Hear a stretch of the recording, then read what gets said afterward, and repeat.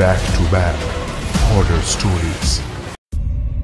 ঘটনাগুলো ঘটে যায়, কিন্তু কেন ঘটল বলে না, শুধু মাথায় রেখে যায় একটা গভীর দাগ, যেটা বলে হ্যাঁ ঘটেছিল তো, যেটা বাস্তব আর ভয় মিলিয়ে মিশিয়ে একাকার করে দিয়েছে।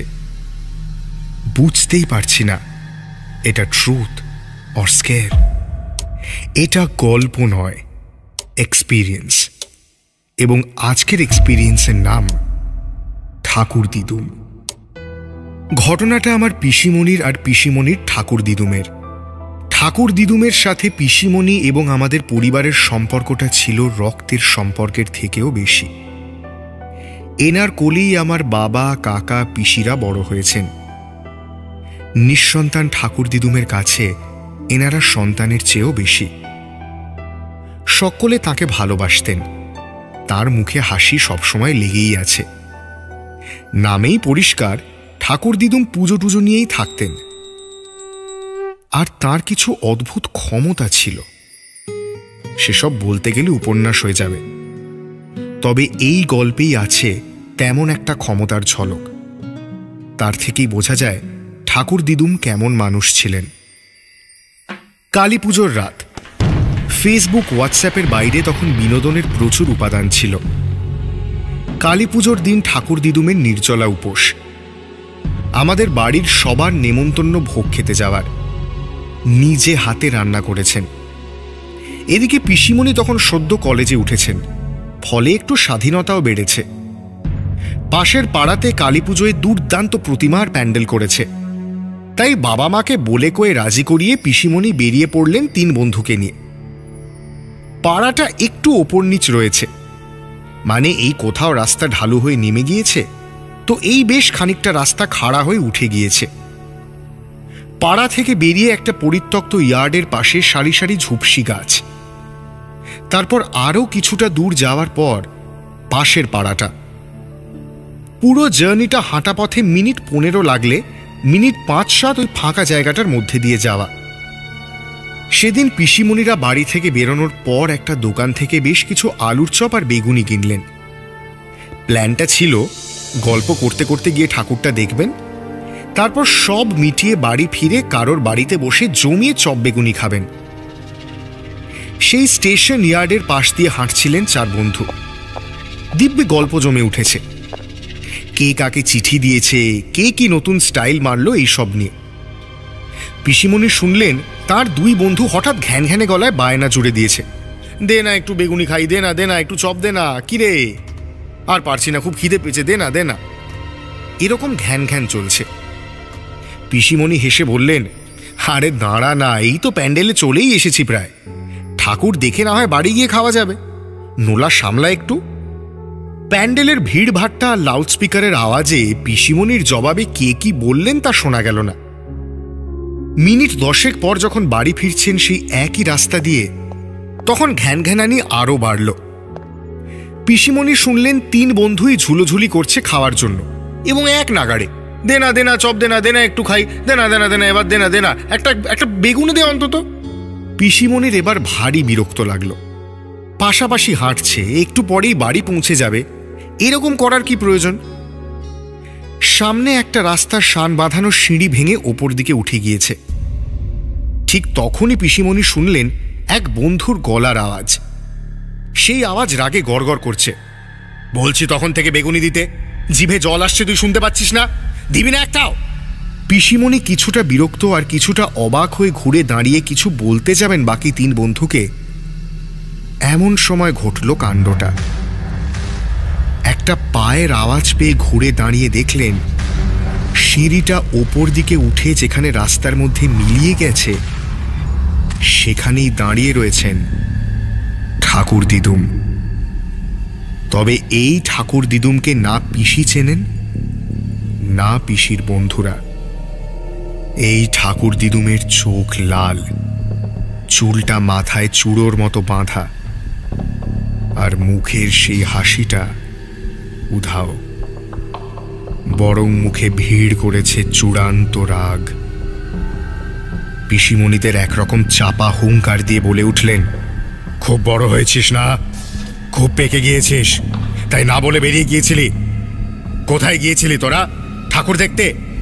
লাইটিং দেখতে গিয়ে একাল ওকাল সব এক করে দিয়েছিস। বলতে বলতে পিসিমণির হাতের দিকে তাকিয়ে বললেন, আবার বেগুনি আর চপ কিনেছিস? খাওয়া দাওয়া করে তোদের আর আশ মেটে না দেখছি। ফেল ওখানে, ওই নর্দমাতে ফেল এক্ষুনি। বাড়িতে খেতে পাস না যেন। বলাই বাহুল্য, ঠাকুর দিদুমের ওই রুদ্র মূর্তি দেখে কেউ টুঁ শব্দটি পর্যন্ত করল না। পিসিমণি গোটা প্যাকেটটা নর্দমায় ফেলে দিলেন। ঠাকুর দিদুম আবার হুঙ্কার ছাড়লেন, কেউ বাড়ি ঢুকবে না, আগে আমার বাড়ি যা, হাত পা ধুয়ে ভোগ খেয়ে তারপর বাড়ি যাবি। পিসিমণিরা ভয় ভয় ঘাড় নাড়লেন। হাতের প্যাকেটটা নর্দমাতে ফেলে দিয়ে সিঁড়ি দিয়ে উঠছেন, তখন লাগলো চমকটা। দেখলেন ঠাকুর দিদুম একটা গাছের দিকে তাকিয়ে সেই একই গলায় কাকে যেন বলছেন, এত সাহস, হ্যাঁ এত সাহস, আমার বাড়ির মেয়ের দিকে নজর, আমার বাচ্চাদের দিকে চোখ পড়েছে, ওই চোখ গেলে দেব ধরে। ছোট ছোট মেয়ে দেখলেই নোলা শকশকিয়ে ওঠে না রে? এবার ওপার হওয়ার পরও ইচ্ছে মরেনি দেখছি তোর। আর যা খুশি কর, এই সাহস দেখালে ভবিষ্যতে খুব খারাপ হবে। এই যে আমি কারোর কোনো ক্ষতি করিনি, চোখ গেলে দেব। এত সাহস, আমার বাড়ির মেয়েদের দিকে নজর দিয়েছে। পিসিমণি আর বাকিদের ততক্ষণে হাত পা কাঁপছে। চারপাশে কিছু নেই, শুধু একটা ঝাঁকড়া গাছের পাতাগুলো একবার চরম কেঁপে শান্ত হয়ে গেল। ঠাকুর দিদুম এবার বাকিদের দিকে তাকিয়ে শান্ত হেসে বললেন, আর চিন্তা নেই, আমার সাথে বাড়ি চল। চারপাশে দেদার বাজি ফাটছে। পিসিমণিরা হাত ধরে বাড়ির দিকে পা বাড়ালেন। পিসির এক বন্ধু ফিসফিস করে বললেন, সেই ব্যান্ডেলে যাওয়ার সময় থেকে তুই আমার থেকে চপ আর বেগুনি খেতে চাইছিলি। আমি বলছিলাম এখানে কেন, বাড়ি গিয়ে খাবো না হয়, তাতে শুনছিলাম তুই রেগে যাচ্ছিস। এবার বুঝলাম গলাটা বোধ হয় তোর ছিল না। তিন বন্ধুই পরস্পরের দিকে তাকালেন। প্রত্যেকেই বুঝলেন যে গলাটা এদের মতো শোনালেও এদের কারোরই ছিল না। হয়তো অন্য কারোর খিদে পেয়েছিল, হয়তো চপ দেখে সে লোভ সামলাতে পারেনি, তাই পিছু নিয়েছিল। ঘটনাটার কোনো ব্যাখ্যা পাওয়া যায় না। ঘটেছিল একদিন, কিন্তু রেশ থেকে গিয়েছিল অনেক দিন। আর প্রতিদিন সে একটাই প্রশ্ন করে গিয়েছে, কি ছিল ঘটনাটা? Truth or scare? প্রশ্নটা পরের পর্বেও থাকবে, শুনবেন কিন্তু।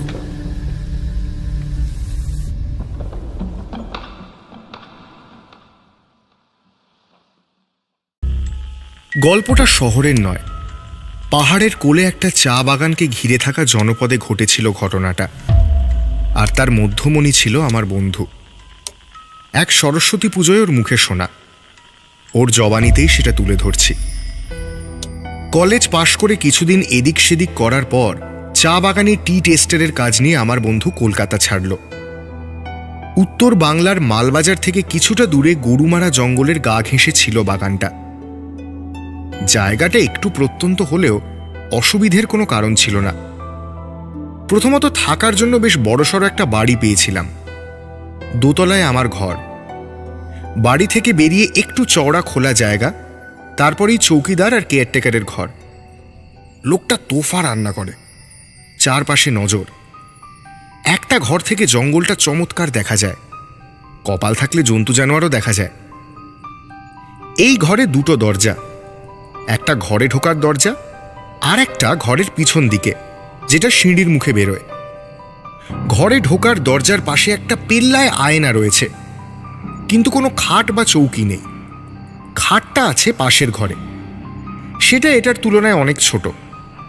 কেয়ারটেকারকে জিজ্ঞেস করায় বলল, এই ঘরে আগে যিনি থাকতেন তিনি কিছু একটা দেখে একবার খুব ভয় পান, তারপর সব ছেড়ে ছুড়ে চলে যান। সেই থেকে খাটটা ওই ঘরেই রয়েছে।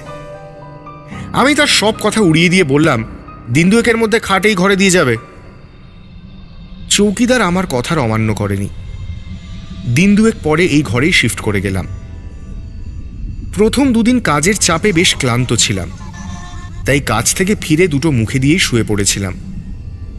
কিন্তু ওই যে বললাম, পরের দিনটা একটু হালকা ছিল, তাই তাড়াতাড়ি ডিনার সেরে একটা বই নিয়ে বসলাম খাটে। একটা থ্রিলার, জঙ্গলের পরিবেশে মানিয়েছে ভালো। বাইরে নানান পশুর ডাক আর পাতায় রহস্য। খানিকটা পড়ার পর একটু জল খেতে উঠলাম। তেষ্টা মিটিয়ে খাটের দিকে ফিরছি, হঠাৎ মনে হলো ঘরের পরিবেশে একটা বদল এসেছে, আর সেই বদলটা ভালো নয়। অস্বস্তি লাগছে। আমি বইটা নিয়ে খাটে উঠে কি মনে হওয়ায় আয়নাটার দিকে তাকালাম। মনে হলো শুনশান পরিবেশে হয়তো পুরনো ভয়ের গল্পগুলো মাথায় চেপে বসেছে। খাটের একপাশে পা ঝুলিয়ে বসে বই হাতে আয়নার দিকে তাকালাম। ওই তো দিব্যি আয়নায় আমার ছায়া। আমি হাত নাড়ছি, সেও পাল্টা হাত নাড়ছে।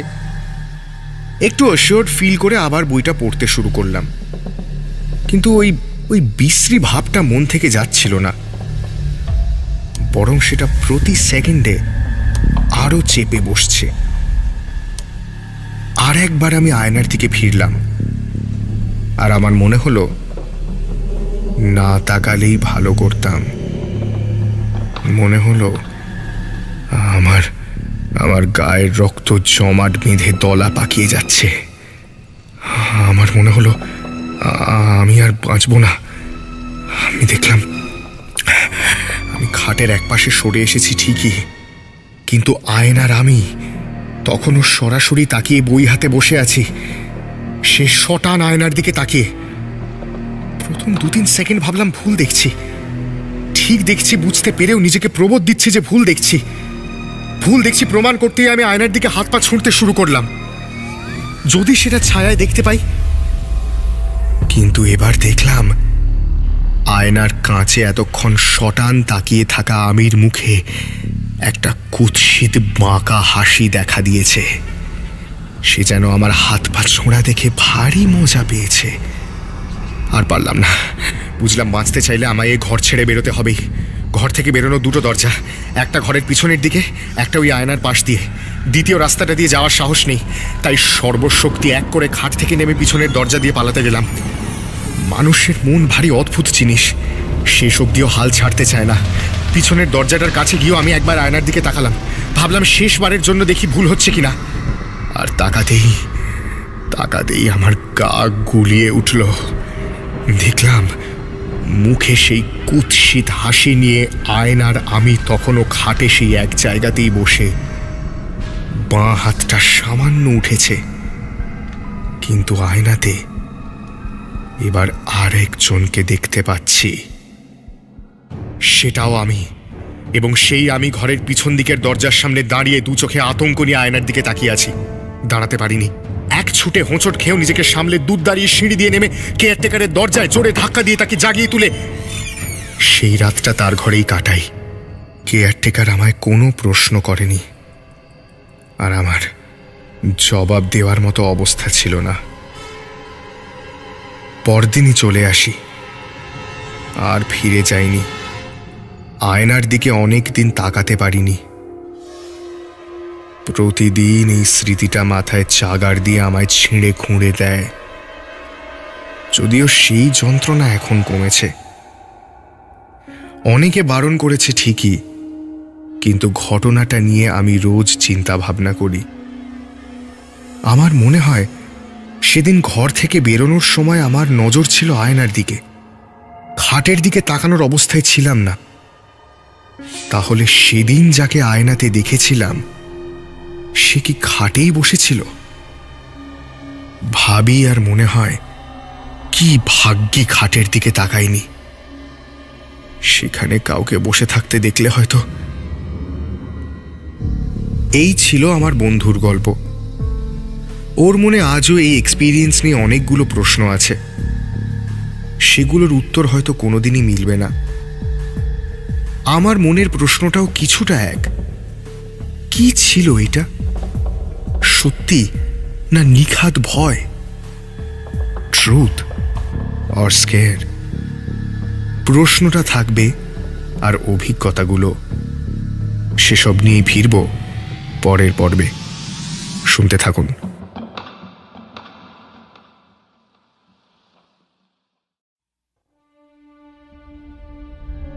এক্সপিরিয়েন্সের মতো শিক্ষক পৃথিবীতে আর তৈরি হয়েছে কিনা সন্দেহ। সেই তো আমাদের গড়ে পিটে নেয়। মাঝে মাঝে ইচ্ছে করেই সে আমাদের একটা ঘটনার মধ্যে ফেলে দিয়ে দেখে আমাদের মধ্যে কিরকম প্রতিক্রিয়া কাজ করছে। এরকমই একটা এক্সপিরিয়েন্সের কথা এবার বলবো। যার সঙ্গে এই ঘটনা ঘটে সে কিন্তু আজও বুঝতে পারেনি। এই এক্সপিরিয়েন্সের কেন্দ্রে আমার বন্ধু, ধরে নেওয়া যাক তার নাম সঞ্জয়। বাকি গল্পটা তার জবানিতেই। দেখুন তো শুনে ব্যাপারটা কি, ট্রুথ অর স্কেয়ার? আজকের এপিসোড ঝাড়খণ্ডের অডিট। আমি পেশায় চার্টার্ড অ্যাকাউন্টেন্ট। এখন নিজের ফার্ম তৈরি করে বেশ সাকসেসফুল। ক্যারিয়ারের প্রথম দিকে কাজ করতাম মধ্য কলকাতার একটা পুরনো ঐতিহ্যবাহী অডিট ফার্মে। সেখানকার মালিক মিস্টার প্রিয়ব্রত মুখার্জি ফার্মের আমাদের খুব স্নেহ করতেন। একদিন কলকাতার বাইরে থেকে একটা কাজ এলো। ঝাড়খণ্ডের প্রত্যন্ত এলাকায় একটা ফ্যাক্টরিতে অডিট করতে যেতে হবে। স্টেশন থেকে গাড়িতে প্রায় 2-2.5 ঘন্টার রাস্তা। রাতের ট্রেনে বেরিয়ে ভোরবেলায় সেখানে পৌঁছলো অডিট পার্টি। পার্টি বলতে আমি, সহকর্মী অরুণাভ, ফার্মের মালিক মিস্টার মুখার্জি। স্টেশনে গাড়ি অপেক্ষা করছিল। গাড়ির ড্রাইভার অডিটের দিনগুলোয় 24 ঘন্টা আমাদের সঙ্গেই থাকবে। যথাসময় পৌঁছানো হলো ফ্যাক্টরিতে। ঘন জঙ্গলের একপাশে বেশ খানিকটা জায়গা নিয়ে তৈরি হয়েছে ফ্যাক্টরিটা।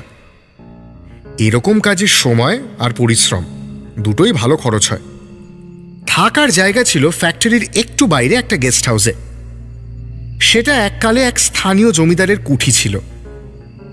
বারান্দার সামনেটা কাঁচে ঢাকা। সেখান দিয়ে জঙ্গলের অনেকটা দেখা যায়। কেয়ারটেকার আমাদের জন্য রুটি মাংসের ব্যবস্থা করে রাতের মতো বাড়ি চলে গেল। আমাদের জন্য 2টো ঘরের ব্যবস্থা করা হয়েছিল। একটায় আমি আর অরুণাভ, আর একটাই মিস্টার মুখার্জি। আমাদের ড্রাইভার বলল, কোনো চিন্তা নেই, আমি মাদুর পেতে বাইরের বারান্দায় শুয়ে পড়ব। চারপাশটা বেশ গুম মেরে রয়েছে। বারান্দায় বেশ ভালো হাওয়া খেলছে। আরামের ঘুম হবে। আমরা বললাম ঠিক আছে। সারাদিন পরিশ্রমের পর খিদে আর ঘুম দুটোই জবরদস্ত পেয়েছিল। তাই খাওয়া দাওয়া করে খাটিয়ায় বডি ফেলে দিলাম। ও আর পারছি না। স্বাভাবিকভাবেই ঘুম আসতে বিশেষ দেরিও হলো না। ঘুমটা কখন ভেঙে গেল টের পেলাম না। সেটা ভাঙলো না ভাঙানো হলো সেটাও সঠিক বলতে পারলাম না। মনে হলো ঘরে শুধু আমি আর অরুণাভ নয়, আর একটা কিছু বা আর একজন কেউ যুক্ত হয়েছে। খানিক চুপ করে খাটিয়াতে শুয়ে রইলাম। না, কোথাও তো কিচ্ছু নেই। মিনিট 5 পর হঠাৎ শুনলাম আমার খাটিয়ার নিচ থেকে একটা আওয়াজ আসছে। আমার যাতায়াতের রাস্তা থেকে সরে এসো, আমার যাতায়াতের রাস্তা থেকে সর। প্রথমটাতে গায়ের রক্ত জল হয়ে গেল। আওয়াজটা আবার এলো, কেমন ঘর ঘরে গলা। আমার যাতায়াতের রাস্তা থেকে সরে এসো। এবার হঠাৎ মনে পড়ল ঘরে তো অরুণাভ রয়েছে এবং এইটা নিঃসন্দেহে তার কারসাজি। প্র্যাকটিক্যাল জোক ক্র্যাক করায় তার বেশ সুনাম রয়েছে। আমি প্রথমটায় চাপা গলায় বললাম, ওর আর কি মারিস না, সারাদিন খাটনি গেছে, কালকেও রয়েছে, প্লিজ ঘুমোতে দে। কিন্তু না, আবারও শুনতে পেলাম, আমার যাতায়াতের রাস্তা থেকে সরে এসো। এবার আর পারলাম না। সোজা উঠে গিয়ে অরুকে কষিয়ে একটা লাথি মারলাম। তাতে কাজ হলো। অরু ধর্মর করে ঘুম থেকে উঠে বলল, হ্যাঁ কি হয়েছে, কি হয়েছে, সকাল হয়ে গেছে? তাতে আমি বেজায় চটে গিয়ে বললাম, না সকাল হয়নি, কিন্তু তোর বাদরামি শুরু হয়ে গেছে দেখছি। অরু, সারাদিন পরিশ্রমের পর তোর এসব করতে ভালো লাগে কি করে বলতো? অরু চোখ কচলে বলল, কি বলছিস খুলে বলতো ভাই, আমার মাথায় কিছুই ঢুকছে না। আমি আরো রেগে গিয়ে বললাম, ঢুকছে না? এই যে আমার কানের কাছে এসে বলছিলি যাতায়াতের রাস্তা থেকে সরে শো, আমার ঘুমের 12টা বাজালি, এখনো বুঝতে পারছিস না বল? এই কথায় অরু ভ্যাবলার মতো তাকিয়ে বলল, জানি না তুই বিশ্বাস করবি কিনা, কিন্তু এগুলোর কোনোটাই আমি করিনি। আমি এবার গলার স্বর আরও চড়িয়ে বললাম, অরু তোকে লাস্ট ওয়ার্নিং দিয়ে দিচ্ছি, আর একবার এরকম করলে কিন্তু ফল ভালো হবে না। তোর বদমাইশি সুদ সমেত ফেরত দেবো আজকেই, এক্ষুনি। অরু আমার কথার জবাবে কিছু একটা বলতে যাচ্ছিল, এমন সময় আমাদের ঘরের দরজায় টোকা পড়ল। দরজায় এভাবে টোকা একজনই মারতে পারেন, পুরনো এক্সপিরিয়েন্স থেকে জানি, মিস্টার প্রিয়ব্রত মুখার্জি। দরজা খুলে দেখলাম ঠিক তাই, মিস্টার মুখার্জি দাঁড়িয়ে রয়েছেন। তখনও ভোরের আলো সেভাবে ফোটেনি, শেষ রাত আর ভোরের প্রথম লগ্নের মাঝামাঝি মুহূর্তটা। কিন্তু মিস্টার মুখার্জি দেখলাম রেডি, কোট প্যান্ট পরে ফেলেছেন, কিন্তু মুখ চোখ এই কয়েক ঘন্টার মধ্যেই বসে গেছে। ব্যাপারটা কি? আমরা কিছু বলার আগেই উনি বললেন, এই ওরা উঠে পড়েছিস দেখছি, ভালোই হলো, একটা কাজ কর, ব্যাগ গুছিয়ে নে, আমরা এক্ষুনি বেরিয়ে যাব। ওনার গলায় এমন একটা সুর ছিল যা অন্তত আমার শিরদাঁড়া দিয়ে ঠান্ডা স্রোত বইয়ে দিল। মুখার্জি স্যারের ওরকম প্রখর ব্যক্তিত্বে এইভাবে টোল পড়তে দেখিনি আগে। অরুণাভ একটু ইতস্তত করে বলল, ঠিক আছে স্যার, কিন্তু আমাদের তো পরশু সকাল অবধি এখানে থাকার কথা। উনি বললেন, অন্য কোথাও থাকবো, এখানে নয়। এবার একটু সাহস করেই আমি বললাম, স্যার আপনাকে একটু অদ্ভুত লাগছে, সব ঠিক আছে তো? মুখার্জি স্যার এবার একটু দুর্বল হেসে বললেন,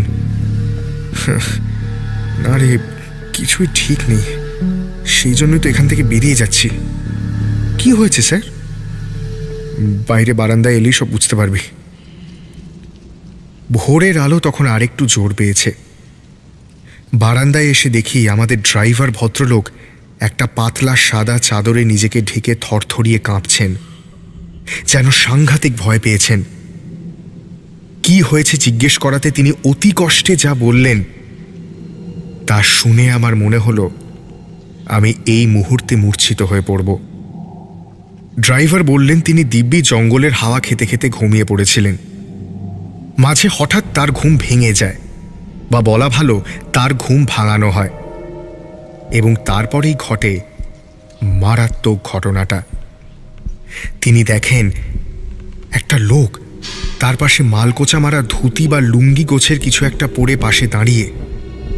সে দাঁড়িয়ে তো আছে মাটিতে, কিন্তু তার মাথাটা ছুঁয়ে ফেলেছে জমিদার আমলে তৈরি সেই উঁচু লজের সিলিং। লোকটার, মানে যদি তাকে মানুষ বলা যায়, মাথাটা বেশ চওড়া। ওরকম গড়ন কোনো মানুষের হয় কিনা বলা যায় না। লোকটা আমাদের ড্রাইভারকে ঠেলতে ঠেলতে বলছিল, কতবার বলবো আমার যাতায়াতের রাস্তা থেকে সরেছো, আমার যাতায়াতের রাস্তা থেকে সরেছো। মিস্টার মুখার্জি আমার দিকে তাকিয়ে বলছিলেন, কাল গোটা রাত আমাকে ঘুমোতে দেয়নি, দেখা না দিলেও গলা তো শুনেছি। তার খানিক পর ড্রাইভার সাহেব এসে দরজায় ধাক্কা দিলেন। জানি না তোদের কি অবস্থা হয়েছে, কিন্তু এটুকু বলতে পারি, এখানে আর এক মুহূর্ত থাকলে আমাদের প্রাণ সংশয় দেখা দিতে পারে।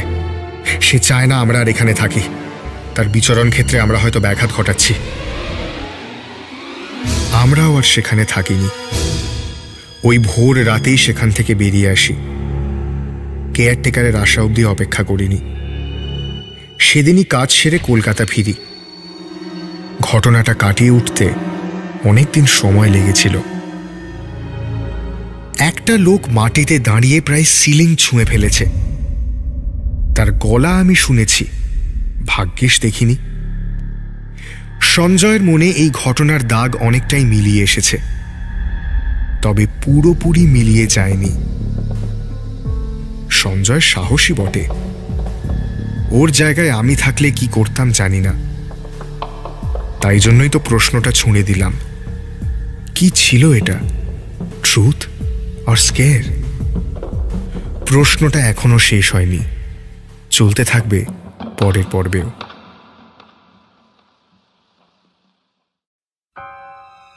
কল্পনার একটা লিমিট আছে, বাস্তবের নেই। বাস্তব আর কল্পনার মধ্যে এটাই তো ফারাক।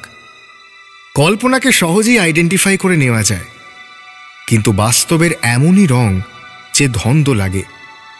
এইটা আদৌ বাস্তব তো? প্রশ্নগুলো থেকেই যায়। ঠিক এরকমই প্রশ্নগুলোর আরেকটা নাম আছে, truth or square.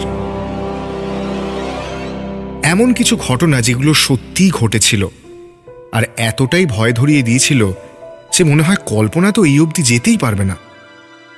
Truth or স্কেয়ারের আজকের এপিসোড গ্রামের বাড়ি। এক্সপিরিয়েন্সটি পাঠিয়েছেন আমাদের পরিচিত নীলোৎপল মল্লিক। বাকিটা তাঁর জবানিতেই। আমাদের গ্রামের বাড়ি বাঁকুড়া জেলায়। দুর্গাপুর স্টেশনে নেমে ব্যারেজ পেরিয়ে যেতে হয়। বাবারা দুই ভাই, এখন কলকাতায় বাড়ি কিনে সেটেলড। আমাদের স্কুল কলেজ সবই কলকাতায়। গ্রামের বাড়িতে থাকতেন আমার ঠাকুমা আর আমার ছোট ঠাকুমা, মানে আমার বাবার মা এবং কাকিমা। বিয়ের আগে দুজনেই ছিলেন বেস্ট ফ্রেন্ড এবং বিয়ের পর সম্পর্কে যা।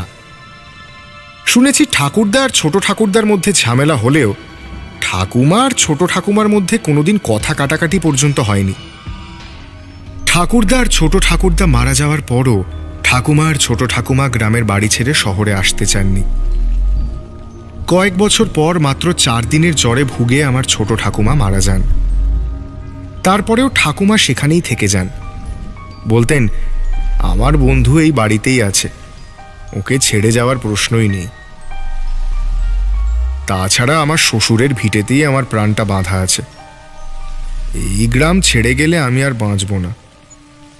ঠাকুমা গ্রামের বাড়ি ছেড়ে আসতে চাইছেন না দেখে একজন লোক রাখা হয়েছিল তার দেখাশোনা করার জন্য। একদিন সকালে ঘুম থেকে উঠে ঠাকুমাকে তুলতে গিয়ে দেখে ঠাকুমা সাড়া দিচ্ছেন না। ডাক্তার এসে পরীক্ষা করে বলেন ঘুমের মধ্যেই চলে গেছেন। ঠাকুমা ছোট ঠাকুমা চলে যাওয়ার পর গ্রামের পাট একরকম চুকেই যায়। বাড়িটা তালাবন্ধ হয়ে থাকত। একদিন বাবারই এক বন্ধু তাকে ফোন করে জানালেন যে বহুদিন তালাবন্ধ হয়ে থাকার ফলে বাড়িটার অবস্থা একদমই ভালো নয়। তখন গ্র্যাজুয়েশন দিয়ে বসে আছি। আমার খুড়তুতো ভাই আর আমি প্রায় পিঠোপিঠি। ওরও তখন সামনে কোনো পরীক্ষা নেই।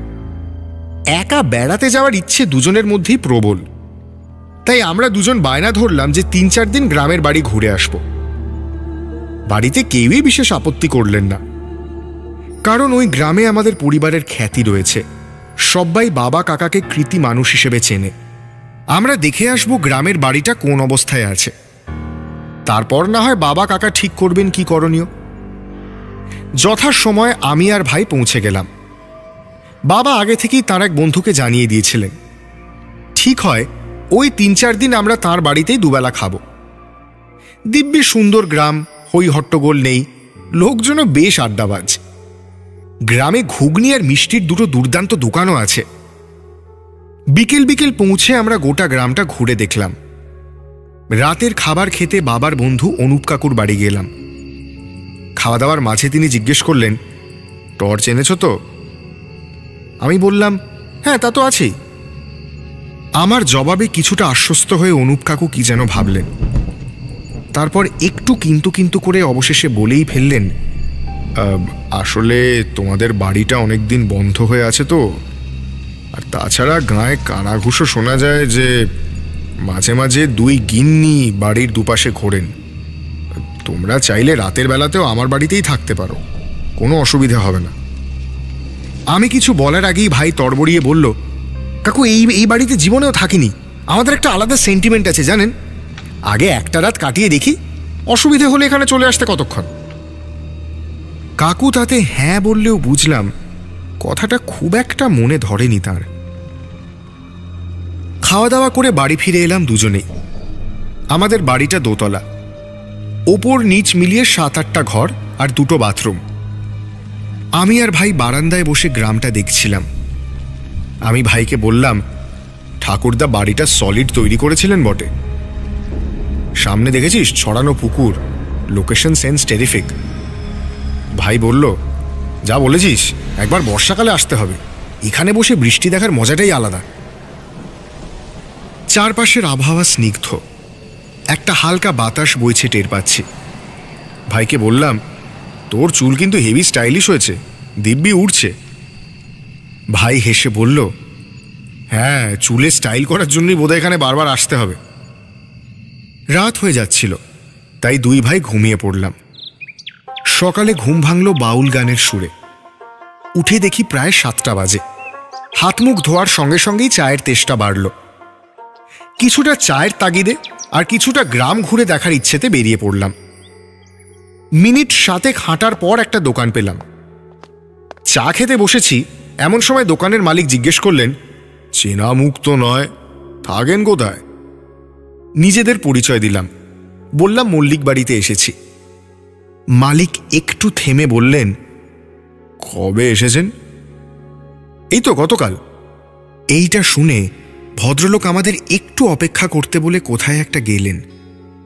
খানিক পর ফিরে এলেন একটি আমাদেরই বয়সী ছেলেকে নিয়ে। আমাদের দিকে দেখিয়ে বললেন, এদেরই দেখেছিলি? ছেলেটি মাথা নাড়ল। এবার ভাই জিজ্ঞেস করল, ব্যাপার কি বলুন তো? তাতে ভদ্রলোক বললেন এই যে এর নাম মাধু। কাল কাজ থেকে একটু রাত করে বাড়ি ফিরছিল যমুনা পুকুরের পাশ দিয়ে, মানে আমাদের বাড়ির সামনে যে পুকুর আছে তারই এক পাশ দিয়ে। কি একটা আওয়াজ পাওয়াতে ঘুরে তাকিয়ে দেখে আমাদের বাড়ির অন্ধকার বারান্দায় কয়েকজন বসে আছে। মুখ দেখতে পায়নি। বুঝলাম ছেলেটা আমাদেরই দেখেছে, আর ভূতের গুজব শুনে দুয়ে দুয়ে 4 করে ধরে নিয়েছে যে আমরা অশরীরী। আমি একটু হাসি চেপেই বললাম, মাধু ভাই আমাদেরই দেখেছেন, আমরাই বাড়ির বারান্দায় বসে গল্প করছিলাম। আমরা বলতে আমি আর আমার ভাই, আর আমরা যে মানুষ সেটা তো দেখতেই পাচ্ছেন। এবার এলো সেই মুহূর্তটা। মাধুর চোখ চঞ্চল হয়ে উঠেছে। সে যথাসাধ্য শান্ত গলাতেই বলল, আপনারা ছিলেন ঠিকই, কিন্তু একা ছিলেন না। আমরা অবাক হয়ে প্রশ্ন করতে যাচ্ছিলাম। উত্তরটা মাধুই দিয়ে দিল, আপনারা পুকুরের দিকে মুখ করে বসেছিলেন বলে খেয়াল করেননি। আপনাদের পিছনে দুজন বয়স্ক মহিলা দাঁড়িয়েছিলেন। একজন এমনি দাঁড়িয়েছিলেন, আর একজন এই দাদার মাথার চুলে বিলি কাটছিলেন।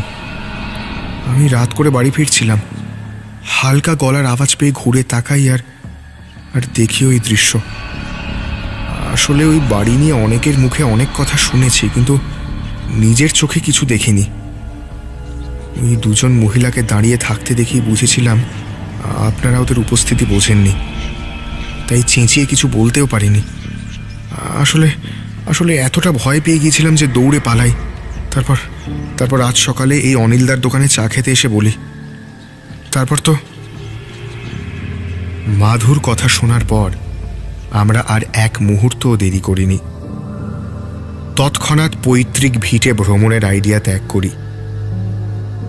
বাড়িটা আজও আছে, শুধু একা একা, আর কেউ কখনো সেখানে যায়নি।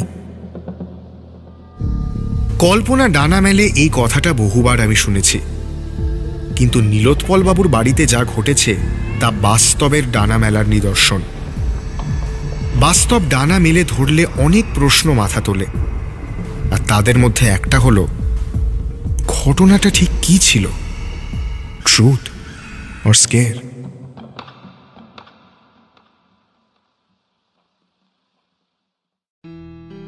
কান ঘেঁষে তীর বেরিয়ে গেলে আমরা হাঁপ ছেড়ে বাঁচি, বলি অল্পের ওপর দিয়ে বেঁচে গেছি। এই তীরের কনসেপ্টটা বেশ ইন্টারেস্টিং। সে কখনো কখনো ফিরে আসে, আর তখন যে এক্সপিরিয়েন্সটা হয় তার সঠিক রংটা ঠিক ধরা যায় না। তখন মনে প্রশ্ন জাগে, ব্যাপারটা কি, ট্রুথ অর স্কেয়ার? এই ফিরে আসার এক্সপিরিয়েন্স নিয়ে আজকের এপিসোড। নাম সেই হোটেল। পাঠিয়েছেন আমার এক বন্ধু। আসলে ঘটনাটা তার বাবার সাথে ঘটেছিল, আর তিনি বিষয়টা নিয়ে বেশি কাটাছেঁড়া করতে চান না, তাই জায়গাটার নাম একটু পাল্টে দিলাম, আর উজ্জ্ব রাখলাম বন্ধুর নামটা। পরের ঘটনাটা বন্ধুর জবানিতেই। আজকের এপিসোডের নাম হোটেলের ছাদের ঘর। আমার বাবা প্রথম জীবনে সেলসে চাকরি করতেন, এবং কাজের খাতিরেই নানান জায়গায় ঘুরতে হতো। একবার কাজের সূত্রে যেতে হয় চক্রধরপুর, তারপর বাস ধরে একটা গঞ্জ মতো জায়গায়।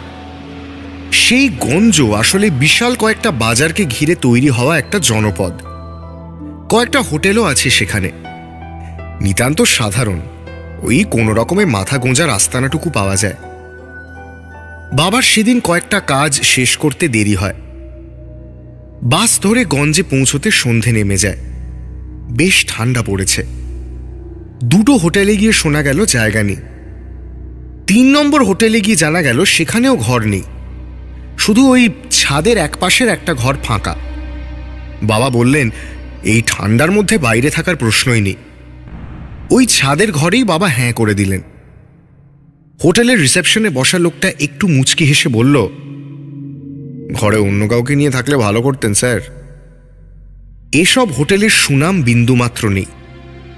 বাবা তার কথার জবাব না দিয়ে একটু কঠিন চোখে তাকিয়ে সিঁড়ি বেয়ে ঘরে চলে গেলেন। এই জায়গায় রাত যত গড়ায় ঠান্ডা ততই বাড়ে। বাবা দুটো কম্বল গায়ে চাপিয়ে একটু ঘুমোনোর চেষ্টা করলেন। একটা বই পড়ছিলেন। নতুন জায়গা, স্বাভাবিকভাবেই চোখে ঘুম নেই। হঠাৎ শুনলেন ঘরের দরজায় টোকা পড়ছে। কি ব্যাপার? বাবা প্রথমটা পাত্তা দিলেন না, কিন্তু না, মাঝে মধ্যেই টোকা পড়ছে। সঙ্গে দামি কিছুই নেই, হাতের ঘড়ি আর ব্যাগে 100 টাকা আছে মাত্র। আর একটা বেঁটে লাঠি বাবার সঙ্গে সবসময় থাকত। বাবা ঠিক করলেন কে দরজায় টোকা দিচ্ছে দেখা দরকার, নইলে ঘুমের 12টা বাজবে। লাঠিটা বাগিয়ে ধরে দরজাটা খুলে বাবা দেখলেন একটা লোক দাঁড়িয়ে, বছর 50 বয়স। লোকটার মাথায় ব্যান্ডেজ করা, হাতটা গলা থেকে একটা স্লিংয়ে ঝোলানো। কপালে বাঁ পাশে একটা ক্ষতস্থান থেকে রক্ত একটু হলেও গড়াচ্ছে। লোকটা বাবাকে দেখে ভাঙা ভাঙা বাংলায় বলল, আমার একটা অ্যাক্সিডেন্ট হয়েছে কিছুক্ষণ আগে, এই ডাক্তারখানা থেকে দवाई पट्टी করিয়ে লট রাহা থা, ঠান্ডাও জোর পড়েছে। এইখানে হোটেলে আসায় আমায় বলল আপনার এই ঘরে একটা জায়গা থাকতে পারে, তাই চলে এলাম। বাবা বিরক্ত হয়ে বললেন, না মশাই, এই ঘরটার জন্য আমি বেশ মোটা টাকা দিয়েছি, আর দিয়েছি একা থাকার জন্য। আপনাকে এখানে থাকতে দিতে পারবো না, থাকার জায়গাও নেই তাছাড়া। বলে বাবা আর অপেক্ষা করলেন না। লোকটার প্রায় মুখের ওপরেই দরজা বন্ধ করে দিলেন। মাথাটা গরম হয়ে আছে। এটা নিশ্চয়ই ওই মিচকে শয়তান ম্যানেজারটার কাজ। একে তো বেশি টাকা নিয়ে এই ঘুপচি ঘরে থাকতে দিয়েছে, তার উপরে হেন অসভ্যতা। এই লোকটাকে ইচ্ছে করেই পাঠিয়েছে উত্তক্ত করার জন্য। ওর সেই কুৎসিত ইঙ্গিতে সাড়া দিইনি, তাই এসব করছে। পরদিন সকালে উঠে বাবা গেলেন হোটেলের ডেস্কে সেই ম্যানেজারের কাছে। তেলে বেগুনে জ্বলে উঠে বললেন, আপনার অফারে হ্যাঁ বলিনি বলে আপনি একটা উটকো লোককে আমার ঘরে পাঠিয়ে দিলেন? এগুলো কোন দেশি সভ্যতা? বাবার কথায় লোকটা একটুও চটল না, বরং হেসেই বলল, আপনাকে কাল একটু হিন্ট দিয়েছিলাম ঘর শেয়ার করার, কিন্তু আপনি হয়তো ভেবেছিলেন আমি অন্য কিছু বোঝাতে চাইছি। আপনার ভালোই চাইছিলাম। শুনুন তবে, ওই ঘর আমরা সাধারণত কাউকেই ভাড়া দিতে চাই না, আপনাকেও দিতাম না। কিন্তু কাল ঠান্ডার দিন ছিল, জায়গা না পেলে রাস্তায় রাত কাটাতে হতো। যাকে দেখেছেন তার মাথায় কাটা দাগ ছিল। হ্যাঁ, মাথাতে তো ব্যান্ডেজও ছিল। ম্যানেজার এবার বললেন, লোকটা ওই ঘরেই গলায় দড়ি দিয়েছিল। আপনি যাকে দেখেছেন সে মানুষ নয়, জোর বাঁচা বেঁচে গিয়েছেন। দোষটা আমারও। হোটেলের সুনামের জন্য আপনাকে কিছু বলতে পারিনি, লোভে পড়ে গিয়েছিলাম। যাকে আজ আপনি চলে যাচ্ছেন, আর কোনো অসুবিধা হবে না। লোকটার কথা শুনে বাবার গায়ে কাঁটা দিয়ে উঠেছিল। এরকম ঘটনার কথা গল্প উপন্যাসে পড়েছেন, কিন্তু এরকম গল্পের মতো পরিস্থিতিতে পড়াটা ঠিক সুখকর নয়। এরপর বাবা সেখান থেকে চলে আসেন। নানা রকম কাজের চাপের ফলে পরের 1.5-2 বছর ওই চত্বরে আর যাওয়াই হয়নি। এই ঘটনার বেশ কয়েক বছর পর কাজের সূত্রে আবার চক্রধরপুর নেমে সেই গঞ্জেই বাবা গেলেন। আসলে মানুষের মন ভারী অদ্ভুত জিনিস। একবার একটা হোঁচট খাওয়ার পর জেনে শুনে আবার হোঁচট খেতে চায়। অন্যথায় বাবা ঘুরে ফিরে সেই হোটেলেই আবার উঠবেন কেন? এবং শুধু সেই হোটেল নয়, সেই হোটেলের সেই চিলেকোঠার ঘরেই বাবা আবার রুম নিলেন। এখন বুঝি বাবার ওই জেদটাই আসল। হয়তো বাবা নিজেকেই বোঝাতে চাইছিলেন যে আগেরবারের ঘটনাটা নিছক মনের ভুলও হতে পারে, আগেরবারের সেই ম্যানেজারের কোনো নাটকও হতে পারে। বাবা জেনে শুনেই ওই রুম নিলেন। সেবারও যথারীতি বেশ ঠান্ডা পড়েছে। বাবা এবার কম্বল ক্যারি করছিলেন। সেই কম্বল গায়ে দিয়ে আগেরবারের মতোই বই পড়তে শুরু করলেন। কতটা সময় কেটে গেছে খেয়াল করেননি। হঠাৎ শুনলেন, আর সেই শোনাটা তাকে একরকম প্যারালাইজ করে দিল। বাবা স্পষ্ট শুনলেন ঘরের দরজায় টোকা পড়ছে, সেই এক প্যাটার্নে। একবার মনে হলো দরজা খুলবেন না, কিন্তু তারপরেই মনে হলো দরজা না খুললে বাবা হয়তো পাগল হয়ে যাবেন, ওই টুকটুক শব্দ তাকে বাঁচতে দেবে না। লাঠিটা সঙ্গেই ছিল। বাবা সেটা আবারও বাগিয়ে ধরলেন। এবার কিছু বেচাল দেখলে ব্যবহার করতে দুবার ভাববেন না। এক লাফে খাট থেকে উঠে একটানে দরজাটা খুলে ফেললেন। ডান হাতটা তোলাই আছে, লাঠিটা কারোর ওপর মোক্ষম জোরে বসানোর জন্য। কিন্তু বাবা থ মেরে গেলেন। দেখলেন পৃথিবীর সবচেয়ে ভয়াবহ দৃশ্য। সামনে দাঁড়িয়ে সেই একই লোক, মাথায় ব্যান্ডেজ করা, হাতটা গলা থেকে স্লিংয়ে ঝোলানো, কপালে বাঁ পাশে একটা ক্ষতস্থান থেকে রক্ত পড়ছে। লোকটা বাবাকে দেখে ভাঙা ভাঙা বাংলায় বলল, আমার একটা অ্যাক্সিডেন্ট হয়েছে কিছুক্ষণ আগে, এই ডাক্তারখানা থেকে দওয়াই পট্টি করিয়ে লট রাহা থা, ঠান্ডাও জোর পড়েছে। এখানে হোটেলে আসায় আমায় বলল আপনার এই ঘরে একটা জায়গা থাকতে পারে, তাই এলাম। তফাৎ একটাই, লোকটার ঠোঁটের কোণায় এক চিলতে একটা হাসি। লোকটা তাকে চিনতে পেরেছে। বাবা আর পারেননি, চিৎকার করে সেখানেই জ্ঞান হারান। চিৎকার শুনে সবাই দৌড়ে আসে, এসে তাকে উদ্ধার করে হসপিটালে নিয়ে যায়। এই অভিজ্ঞতার রেশ বেশ কিছুদিন ছিল। বাবা আর কোনোদিন ওই জায়গাটায় ফিরে যাননি।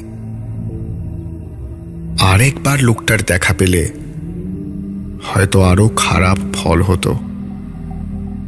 বাস্তব অনেক সুযোগ দেয় সাবধান হওয়ার জন্য, কিন্তু নিয়তি বলেও একটা শব্দ আছে, সেটাই ঠেলে দেয় আমাদের আরেকটা বাস্তবের দিকে। আর তখনই আমাদের মনে কাজ করে নানান ফ্যাক্টর। ঘটনাগুলো এমন নাকপাশে আমাদের বেঁধে ফেলে যে বোঝাই যায় না ব্যাপারটা সত্যি নাকি ভয় মিশ্রিত কল্পনা, ট্রুথ অর স্কেয়ার।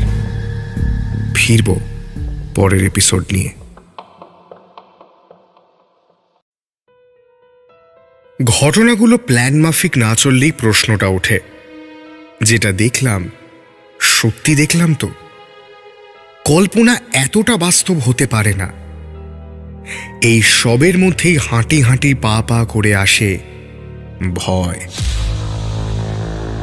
মাঝে মাঝে ভয়কে সরিয়ে দিয়ে আসে সোজা সাপটা মন খারাপ আর যন্ত্রণা। তখন মনে হয় যেটা এতদিন চাইছিলাম সেটা না পেলেই বোধহয় ভালো হতো। ট্রুথ আর স্কেয়ারের সব এক্সপিরিয়েন্স ভয়েরই থেকেছে আজ পর্যন্ত। তবে আজকের এপিসোড একটু মন খারাপের। নাম ট্রেনের কামরা। এই এক্সপিরিয়েন্স পাঠিয়েছেন শুভ্র ব্যানার্জি হরিদেবপুর থেকে। বাকিটা তার জবানিতেই। কালী পুজোর ছুটিতে শতাব্দী এক্সপ্রেসে শিলিগুড়ি যাচ্ছি। কদিন বন্ধুর বাড়িতে কাটিয়ে দার্জিলিং আর কালিম্পং ঘোরাটাই আসল মোটিভ। শতাব্দী ট্রেনটা মালদা টাউন অবধি দুর্দান্ত যায়, আর তারপর থেকেই লেট করতে শুরু করে। এবারও সেই নিয়মের ব্যতিক্রম হলো না। প্রায় 20 মিনিট বিফোর টাইমে মালদা পৌঁছে গেল ট্রেনটা। আমি প্ল্যাটফর্মে ঘোরাফেরা করছিলাম। আমার সহযাত্রী ভদ্রলোকও নেমে পড়েছেন। তিনি হাওড়া থেকেই একটা কালো সানগ্লাস পরে রয়েছেন। প্ল্যাটফর্মে নেমে তার মুখোমুখি হতেই তিনি হাসলেন, বললেন, আমাদের চ্যালেঞ্জ কিন্তু এরপর থেকে শুরু হবে। আমিও হেসে বললাম, স্যার আমি ভুক্তভোগী। এই ট্রেনের পাল্লায় পড়ে আমি রাত 3টেতেও শিলিগুড়ি নেমেছি। মালদা টাউনে 2 কাপ চা আর 2 প্যাকেট চিপস খাওয়াতে আমাদের আলাপ আরও পোক্ত হলো। আমাদের কামরা মালদায় অনেকটা ফাঁকা হয়ে গেছিল, তাই গল্প আরও জমে উঠল। ভদ্রলোকের নাম সব্যসাচী নায়েক, বাড়ি বর্ধমান, কিন্তু চাকরি সূত্রে থাকেন উত্তরবঙ্গে। শিলিগুড়িতে এক আত্মীয়ের বাড়ি থেকে 2-1 দিন পর মালবাজারের দিকে নিজের কর্মস্থলে চলে যাবেন। বিয়ে থা করেননি, বেশ ভালো গল্প করতে পারেন। রাজনীতি, অর্থনীতি, প্যান্ডেমিক ইত্যাদি সমস্ত বিষয় নিয়ে কথা হচ্ছিল। আমি একথা সে কথার পর বললাম, আপনি মাথায় হেয়ার নেট, মুখে মাস্ক আর তার সঙ্গে চোখেও চশমা পরে রেখেছেন, মানে ইনফেকশন আর কোনো দিক থেকেই আপনার সিস্টেমে ঢুকতে পারবে না। ভদ্রলোক এতে বেশ মজা পেলেন, বললেন, হেয়ার নেট আর মাস্ক তো এখন প্রায় নেসেসিটির পর্যায়ে পৌঁছে গেছে ভাই, তবে এটার একটা অন্য কারণ রয়েছে। আমি কোনো প্রশ্ন করিনি, কিন্তু ভদ্রলোক দেখলাম সানগ্লাসটা খুলে ফেললেন। ওনার মুখের দিকে তাকালেই বোঝা যায় বড় রকমের ঝড়ঝাপটা তার উপর দিয়ে গিয়েছে।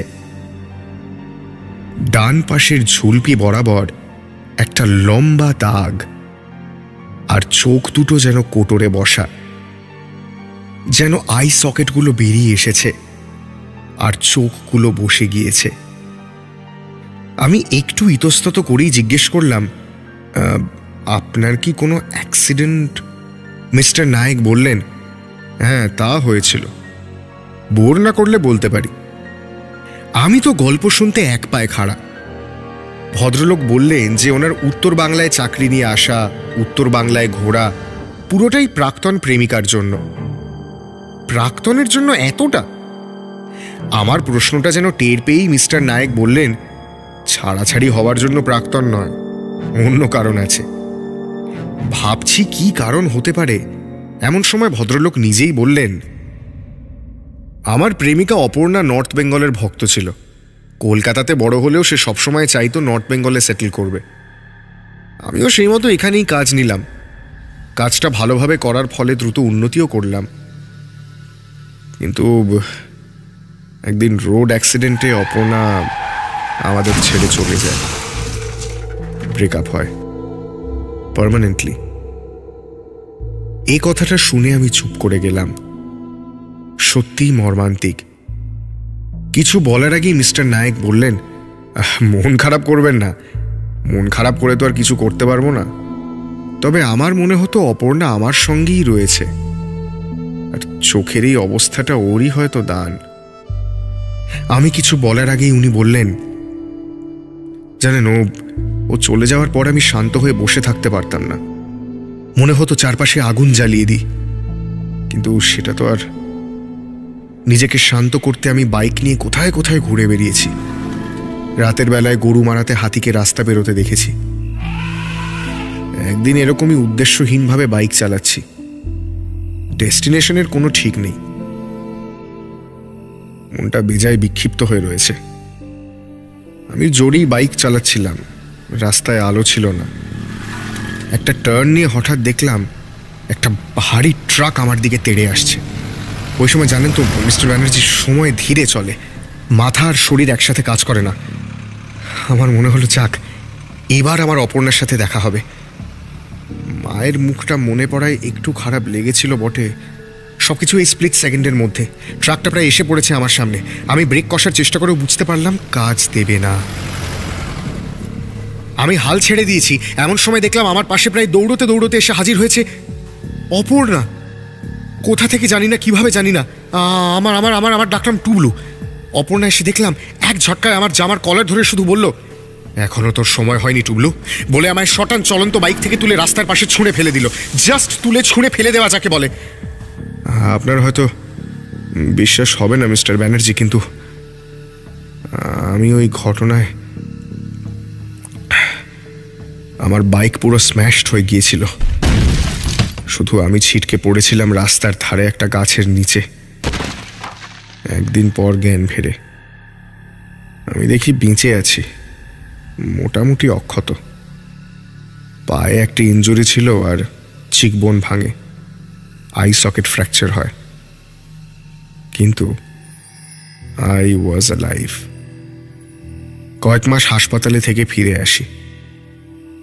অপর্ণা না থাকলে আমি সেদিন বাঁচতাম না। ঘটনার দিন আমায় বলেছিল, তোর সময় হয়নি টুবলু।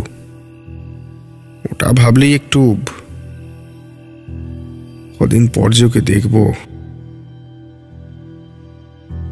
ব্যাপারটা কি জানেন তো মিস্টার ব্যানার্জি, আমি তারপর থেকেই রাস্তাঘাটে চলাফেরা করতে আরো সাবধানী হয়ে গেছি। এখন আমি ওরকম বেপরোয়াভাবে গাড়ি চালাই না। কোন রকম র্যাশ চিন্তাভাবনা হলেই এই চোখ অপর্ণার কথা বড্ড মনে পড়ে। ভয়ও লাগে, আমার ভালো লাগে যে ও আমার কথা এখনো মনে রেখেছে। ওপারে গিয়েও আমি চুপ করে রইলাম।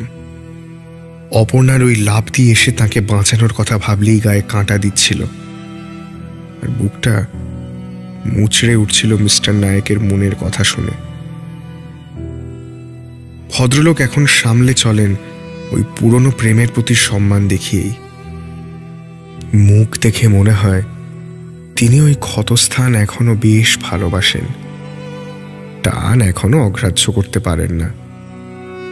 সেলুলয়েডের প্রেম কাহিনী তো এদের কাছেও হার মানে। এখানে বাস্তবের মধ্যে মন খারাপের মিশেল বেশি। প্রেমের একটা স্মৃতি থেকেই যায়, এখানে তো অপর প্রান্তে গিয়েও সেই দাগটা রয়েছে। প্রেম এভাবে এলে মন ভালোর থেকে মন খারাপই বেশি করে। স্মৃতিতে আরেকটা লেয়ার যোগ হয়। অনেকের কাছে মৃত কারোর ফিরে আসাটা চূড়ান্ত ভয়ের, আবার কারোর কাছে ব্যাপারটা সত্যি। কারোর কাছে স্কেয়ার হলে অন্যের কাছে ট্রুথ। আর ট্রুথ আর স্কেয়ারের পরের এপিসোড নিয়ে আবার ফিরব খুব শিগগিরই।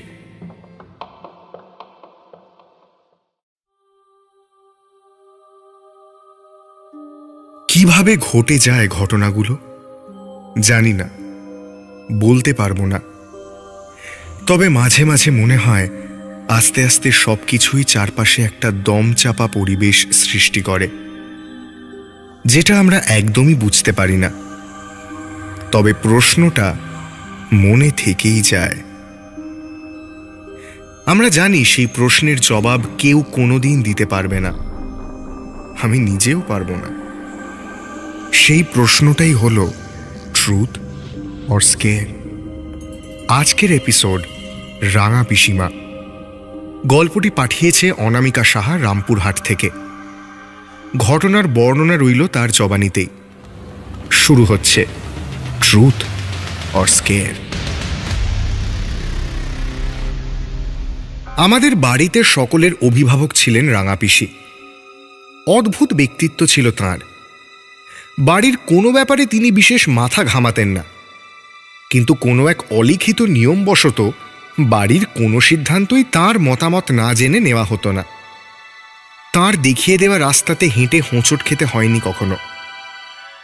রাঙা পিসি যে প্রচুর পড়াশোনা করেছিলেন তা নয়, অনেক ডিগ্রি পেয়েছিলেন তাও নয়, তবে পড়াশোনাটা নিয়মিত করতেন। অকারণ রসিকতায় সময় নষ্ট করতেন না। আর বাড়ির ব্যাপারে ছিলেন ভীষণ প্রোটেক্টিভ। বলতেন, বাড়ির ওপর কোনো অশুভ ছায়া এলে প্রথমে আমার সাথে মোকাবিলা করতে হবে তাকে। আর বিশ্বাস করো, আমার সাথে মোকাবিলা করা কিন্তু চারটিখানি কথা নয়। আমরা সবাই কথাটা শুনেছিলাম বটে, কিন্তু এর প্রকৃত অর্থ টের পেয়েছিলাম আমি। শীতকাল, আমি রাঙা পিসির সাথে কোনো একটা পুজো বাড়িতে নেমন্তন্ন খেতে গেছি। সেবার 2-1 পশলা বৃষ্টি হওয়ায় জব্বর ঠান্ডা পড়েছে। খবরের কাগজ বলছে মরশুমের শীতলতম দিন। সন্ধ্যার পর এমনিতেই রাস্তাঘাটে লোক থাকে না। এরকমই একটা দিনে আমরা বাড়ি ফিরছি। রাত প্রায় 8টা বেজে গেছে। আমাদের বাড়ি স্টেশনের কাছেই ছিল, তবে ট্রেনের ট্র্যাকের কাছে হওয়া সত্ত্বেও এই পাড়ায় আলোর সংখ্যা বেশ কম। অধিকাংশ এলাকাটাই অন্ধকার। আমি রাঙা পিসিমার হাত ধরে ফিরছি। পিসিমা বললেন, আজ চারপাশ ফাঁকা, আমার গতিক ভালো ঠেকছে না, মনে হচ্ছে কিছু একটা হতে পারে। তাড়াতাড়ি পা চালা, যত তাড়াতাড়ি সম্ভব বাড়ি ঢুকবো। আমি বললাম, কি ভালো ঠেকছে না, চোর ডাকাতের কথা বলছো? পিসিমা একটা হুঁ ছাড়া কিছুই বললেন না। বড় রাস্তা থেকে একটা গলি ফালি হয়ে নিচের দিকে নেমে গেছে। সেই রাস্তা দিয়ে কিছু দূর গেলে একটা কুয়ো পড়ে। সেই কুয়োর পাশ থেকে রাস্তাটা আবার বেঁকে আমাদের পাড়ার দিকে চলে গেছে। কুয়োর কাছে টিমটিম করে একটা বাল্ব জ্বলে। এখানে ঢোকার পর রাঙা পিসিমা আমার হাতটা ধরে বললেন, পা চালিয়ে চল। খানিক দূর যাওয়ার পরেই কুয়োর মোড়টা পড়ল। একটু এগিয়ে দেখি ওই বাল্বের পোস্টটার তলায় একজন মহিলা দাঁড়িয়ে রয়েছেন। তার পরনে শাড়ি, ঘোমটা দেওয়াতে দেখা যাচ্ছে না। আমি পিসিমাকে বললাম, দেখেছো কাণ্ড, এই শীতের রাতে এখানে কেউ দাঁড়িয়ে থাকে? চুরি ছিনতাই হলে কি হবে বলো তো? এমনিতেই এই কুয়োর মুখটায় কেউ থাকে না। রাঙা পিসি হঠাৎ আমার হাতে একটা মৃদু চাপ দিলেন, আর ওই চাপেই আমার শিরদাঁড়া দিয়ে একটা ঠান্ডা স্রোত বয়ে গেল। আমি হঠাৎ খেয়াল করলাম চারপাশ থম মেরে গেছে। পাড়ার কুকুরগুলো অচেনা মানুষ দেখলেই চিৎকার করে, তারাও কোথাও নেই। রাঙা পিসি আমার হাতে চাপ দিয়ে বললেন, এখানে দাঁড়াও। তার গলায় এমন কিছু ছিল যে কেন, কি জন্য জিজ্ঞেস করার ক্ষমতা আমার ছিল না। আমাকে একটা জায়গায় দাঁড় করিয়ে তিনি ইট দিয়ে গন্ডি কেটে বিড়বিড় করে কি বলে বললেন, এখান থেকে আমি না বললে বেরোবে না, আর আমি না ফিরলে চিৎকার করতে শুরু করে দিও গলা ফাটিয়ে। আমার দম বন্ধ হয়ে আসছে। আমি দেখলাম পিসিমা ধীর পায়ে ওই মহিলার দিকে এগিয়ে গেলেন। তারপর তার থেকে একটু দূরে দাঁড়িয়ে বললেন, ও বউ, এত রাতে তুমি এখানে কেন দাঁড়িয়ে রয়েছ? কারোর বাড়ি খুঁজছো বুঝি? এখানে দাঁড়িয়ে থেকো না, চোর ছেঁচড়ের অবধি নেই এখানে। পিসিমা এতগুলো কথা বলেও কোনো জবাব পেলেন না। এবার আরেকটু এগিয়ে বললেন, কে গো তুমি? কোন বাড়ির মেয়ে? বলতে বলতে সেই মহিলার সামনে পৌঁছে গেলেন। তারপর ঘোমটার ফাঁকি উঁকি মেরে শিউরে উঠে বললেন, ও বাবা, তুমি তো দেখছি মানুষ নও।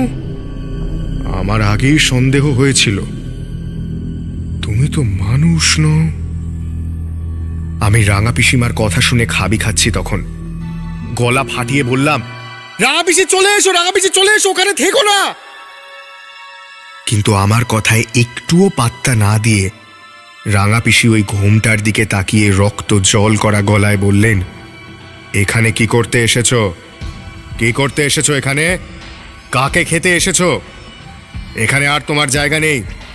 যাও, চলে যাও এখান থেকে, কাউকে দেখা দিও না, যাও এখান থেকে, এখনই যাও। আমি ভয়ে চোখ বন্ধ করে ফেলেছিলাম, কিন্তু রাঙা পিসি দেখলাম তখনও চেঁচিয়ে যাচ্ছেন, যাও এখান থেকে, যাও বলছি। আর যেটা শুনলাম, সেই প্রথম রাঙা পিসি গালাগালি করছেন।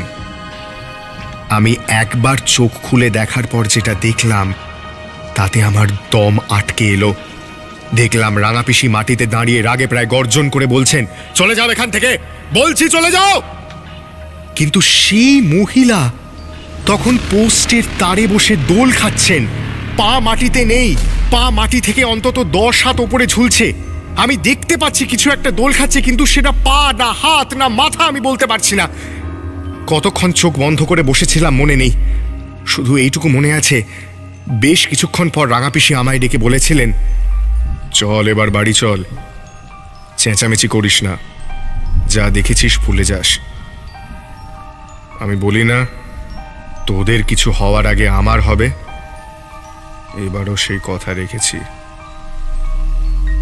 আমরা বাড়ি চলে আসার কয়েকদিন পর থেকেই রাঙা পিসির ধুম জ্বর হয়। দিন 10 লাগে তাঁর সুস্থ হয়ে উঠতে।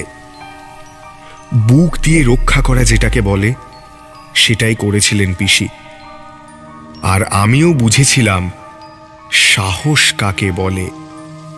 কারোর চোখে চোখ রেখে বলা তুমি মানুষ নও, দম লাগে, এবং তাকে পাড়া ছাড়া করতেও দম লাগে। আমারও পুরো ব্যাপারটা হজম করতে বেশ কয়েকদিন লেগেছিল, কিন্তু রাঙা পিসির দৌলতেই হয়তো কোনো অসুবিধে হয়নি। তবে হ্যাঁ, ওই মহিলার তারে বসে দোল খাওয়ার দৃশ্যটা এখনো মাঝে মাঝে চোখের সামনে ভেসে ওঠে। তাজ্জব ব্যাপার, এর পরেও বেশ কয়েকবার সেখান দিয়ে গেছি, কিন্তু কখনো উল্টো পাল্টা কিচ্ছু দেখিনি। রাঙা পিসিকে সবাই ভয় পায়, আমরা তো বটেই, ওনারাও। ঘাম দিয়ে জ্বর ছাড়ার কথা আমরা শুনেছি, অনুভবও করেছি, তবে কি দেখছি এবং আদৌ ঠিক দেখছি তো, এর মাঝামাঝি সন্ধিক্ষণে দাঁড়িয়ে ঘাম দিয়ে জ্বর ছাড়ার ফিলিংটা সম্পূর্ণ আলাদা। এরকম ঘটনার মুখ থেকে ফিরে সত্যিই মনে হয় এমনটা না হলেই বরং ভালো হতো। আর প্রশ্নটা মনে থেকেই যায়, যে প্রশ্ন চুপ করেও মাঝে মাঝে চেঁচিয়ে ওঠে, কি ছিল ঘটনাটা? Truth or scare? ফিরবো আবার পরের এপিসোড নিয়ে। কোনো কোনো পরিস্থিতির মুখে দাঁড়িয়ে মনের মধ্যে একটা অদ্ভুত মিশেল তৈরি হয়, কিছুটা ভয়ের আর কিছুটা অনুশোচনার। তখন মনে হয় আগে এই জিনিসটা করলে হয়তো এই দিনটা দেখতে হতো না, বা মনে হয় এটা কি আমার কোনো একটা ভুলের ফলাফল, আর সেটা আদৌ বাস্তব কি?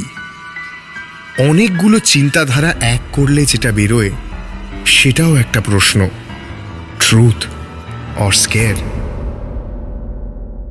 আজকের এক্সপিরিয়েন্স পাঠিয়েছেন শুভম দে সরকার শ্রীরামপুর থেকে।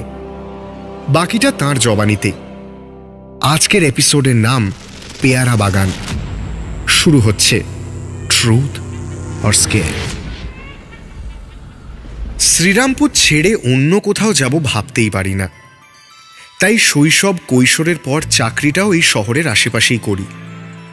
লোকে আমায় তার জন্য ঘরকুনো ভাবতেই পারে, তাতে কিছুই যায় আসে না, কারণ আমার জীবন দিব্যি চলছে।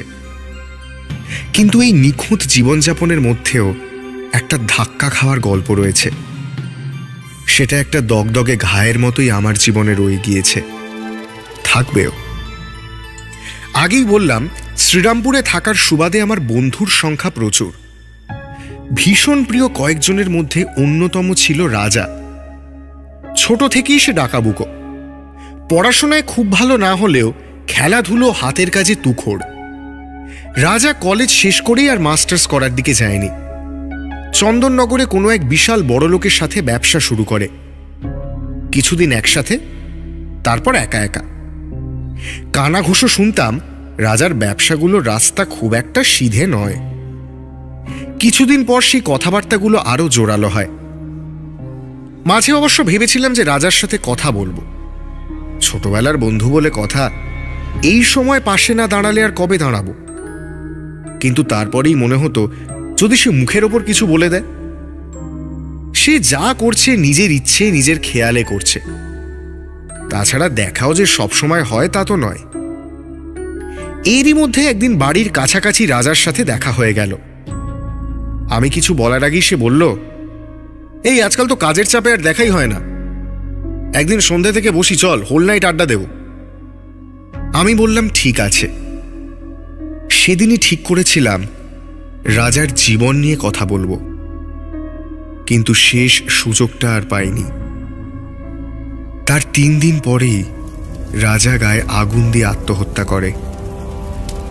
গায়ে আগুন দেওয়ার পর সেই জ্বালা বোধহয় রাজা সহ্য করতে পারেনি। চিৎকার করে বলছিল, জ্বালা করছে, জ্বালা করছে।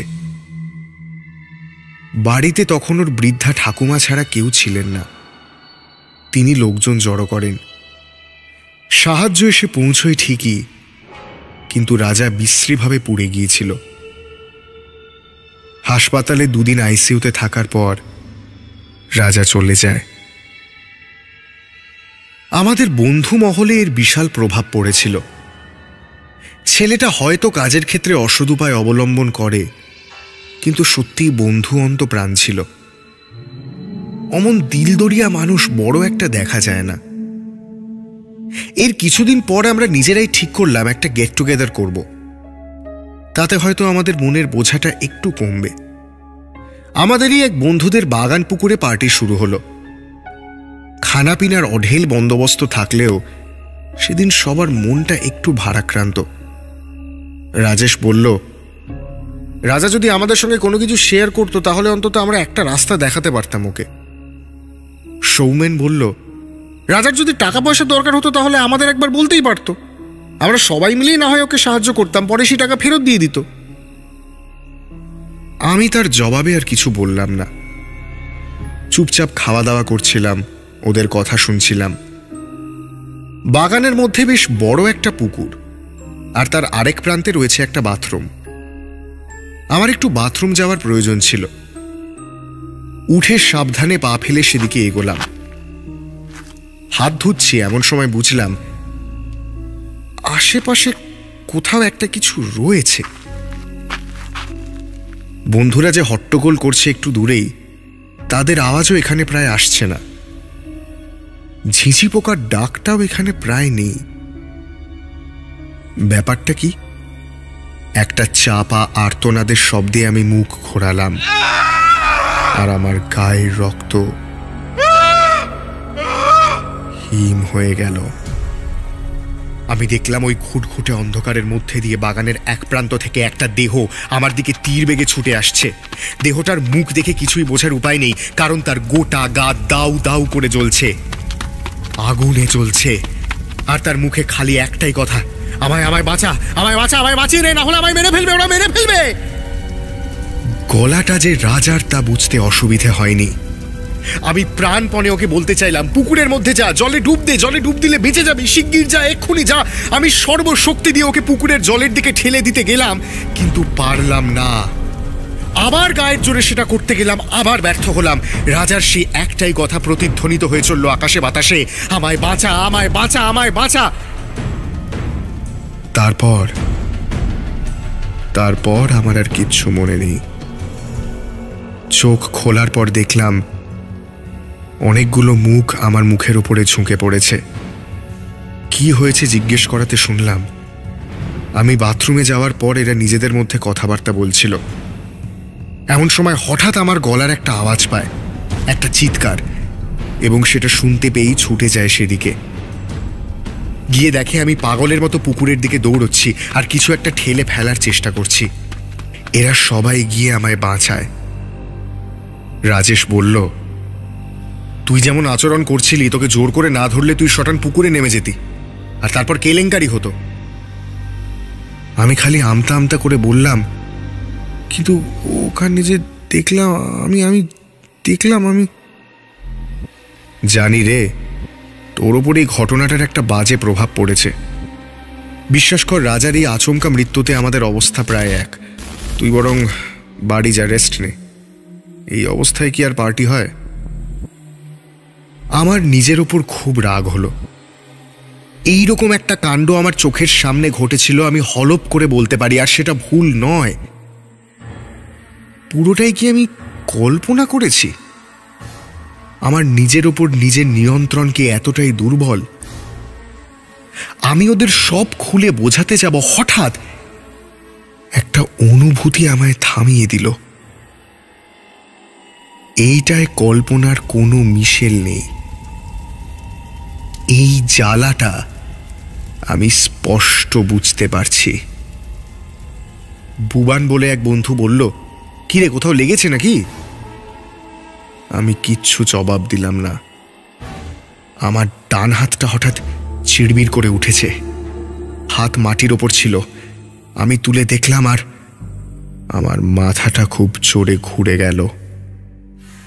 আমি হাতটা চোখের সামনে এনে দেখলাম ডান হাতের বুড়ো আঙুল আর তার পাশের দুই আঙুলের মাথায় আর হাতের তালুর কিছুটা অংশে একটা ব্রাউন রঙের দাগ পড়েছে।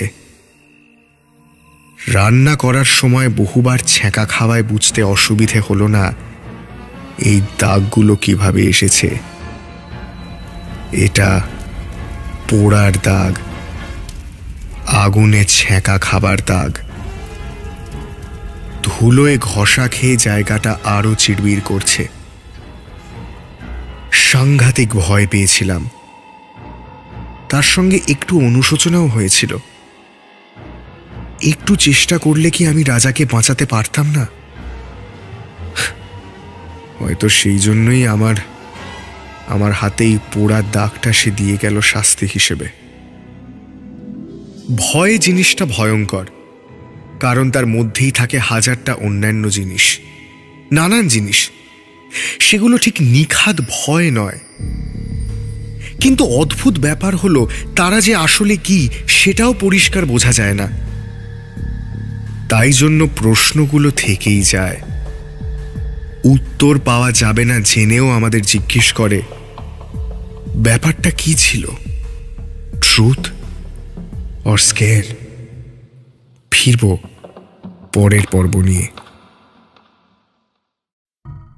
আপনজনকে ছাড়া কোনো কিছুই ভাবা যায় না। তাদের থেকে চিরজীবনের জন্য আলাদা হয়ে যাওয়াটাও খুবই কষ্টকর। তবে তাদের আচমকা ফিরে আসা অনেকের ইচ্ছেতে থাকলেও সেই অবস্থার মুখোমুখি হওয়াটা ভীষণই ভয়ঙ্কর। ট্রুথ অর স্কেয়ারে আজকের এক্সপিরিয়েন্স সেরকমই। পাঠিয়েছেন ইছাপুর থেকে সৌমিলি দেব। কেউ ফিরে এলেও যে ভয় লাগে সেটা এই এক্সপিরিয়েন্সই প্রমাণ করে। আজকের এপিসোডের নাম অষ্টমীর রাত। বাকি অংশ সৌমিলির জবানিতেই। ছোটবেলায় আমার পুজোটা কাটত মামা বাড়িতে। পঞ্চমী বা খুব বেশি হলে ষষ্ঠীর দিনই আমরা চলে যেতাম। তখন দুই মামা আর মামি, দুই ভাই আর এক বোন নিয়ে মামা বাড়ি পুরো জমজমাট। বিশাল তিনতলায় থাকতেন দাদু দিদিমা। মামা বাড়িতে থাকার বা খেলাধুলোর জায়গার অভাব ছিল না। মাসির বাড়িও ছিল কাছে, মানে হাঁটা পথে 4-5 মিনিট। আমরা গেলেই মাসিরাও সপরিবারে চলে আসতেন, আড্ডা আরো জমত। এই বাড়িতেই থাকতেন আমার মায়ের ঠাকুমা। আমরা তাকে বড় মা বলে ডাকতাম। রীতিমতো অ্যাক্টিভ ছিলেন। জীবনের শেষ 1 মাসই শুধু শয্যাশায়ী হয়ে পড়েন। নাতিপুতিদের অসম্ভব ভালোবাসতেন। পেনশনের টাকা অকাতরে আমাদের মধ্যে বিলিয়ে দিতেন। অদ্ভুতভাবে তিনি মারাও যান পুজোর সময়। একটা অষ্টমীর দিন আমরা সবাই অঞ্জলি দিতে যাব কিনা ভাবছি, কারণ বড়মার শরীর ভালো নেই। তখন বড়মা জোর করে আমাদের পাঠালেন, বললেন আমার কিছু হবে না, তোমরা অঞ্জলি দিয়ে এসো। না, অঞ্জলি দিলে যাত্রা শুভ হবে না। আমরা আর তার কথা অমান্য করিনি। তিনি সেদিনই গভীর রাতে মারা যান। তখন তার বয়স 86 বা 87। স্বাভাবিকভাবেই সেই পুজোটা আমাদের ভালো কাটেনি। পরের বছর পুজোয় মা যাবেন কি না তাই নিয়ে একটু দোনামোনা করছিলেন। ভাবছিলেন ছুটিতে বেড়াতে যাবেন কোথাও। কিন্তু শেষমেশ দাদু বললেন, দেখ, প্রতি বছর মা অপেক্ষা করতেন পুজোর জন্য। সবাই এক জায়গায় হবে, নাতিপুতির সাথে তার দেখা হবে। জানি তুই মায়ের খুব ক্লোজ ছিলি, তাই তোর ব্যাপারটা মেনে নিতে অসুবিধে হচ্ছে, কিন্তু তুই না এলে বোধহয় মায়ের খারাপই লাগবে। মা শেষ পর্যন্ত মামা বাড়ি গেলেন। আমরা ভাই বোনেরাও সবাই বেশ খুশি। ভেবেছিলাম এই বছরের আড্ডাটা মিস হয়ে গেল বুঝি। বাড়ির পরিবেশ যেমনই হোক, আমরা সবাই এক জায়গায় হলেই হলো। হুল্লোড় করার জন্য পাশের পার্কে পুজো প্যান্ডেল তো রয়েছে। বড়মার ঘরটা তার চলে যাওয়ার পর বন্ধ না করা হলেও কোনো কাজে ব্যবহার করা হয়নি। ঘরটাতে তেমন কিছু ছিলও না। আসবাব বলতে একটা খাট, 2টো আলমারি, একটা বড় বুকশেলফের ওপর একটা টিভি। এই ঘরের খাটে বসলে মুখোমুখি পড়ে একটা দেয়াল, আর তার ওপাশে একটা ছোট 1 ফালি রান্নাঘর। 2-এর মাঝে একটা গড়াদওয়ালা জানলাও রয়েছে। আমি আর আমার মামাতো দিদি ছিলাম একটা দুর্দান্ত টিম। হরিহর আত্মা বললেও কম বলা হয়। এই 1 বছরে দুজনের মধ্যেই প্রচুর গল্প জমে গেছে, সেগুলো শেয়ারও করতে হবে। আমরা যথারীতি ষষ্ঠীর দিন পৌঁছলাম। 2 দিন দারুণ কাটল। অষ্টমীর দিন বাড়িতে সবারই স্বাভাবিকভাবেই মনটা খারাপ। আমরাও আর বেশি হই হুল্লোড় না করে সেদিন তাড়াতাড়ি শুয়ে পড়লাম। বড়মার ঘরে আমি আর দিদি শুলাম, পাশের ঘরে দাদু দিদিমা। ওই এক ফালি রান্নাঘরে একটা বাল্ব জ্বলে সারা রাত। সেই বাল্বটাই আসলে নাইট ল্যাম্পের কাজ করে। আমার আর দিদির দুজনের চোখেই সেদিন ঘুম নেই। বড়মার সাথে কাটানো নানান স্মৃতি, নানান ঘটনা নিয়ে দুজনে কথা বলছি। বলতে বলতে কখন ঘুমিয়ে পড়েছি মনে নেই। ঘুম যখন ভাঙল তখনও চারপাশে অন্ধকার। এই ঘরটা বাড়ির ভেতর দিকে, তাই পাশের পার্কের পুজোর আলো বা আওয়াজ এখানে আসে না। বাথরুম যেতে হবে।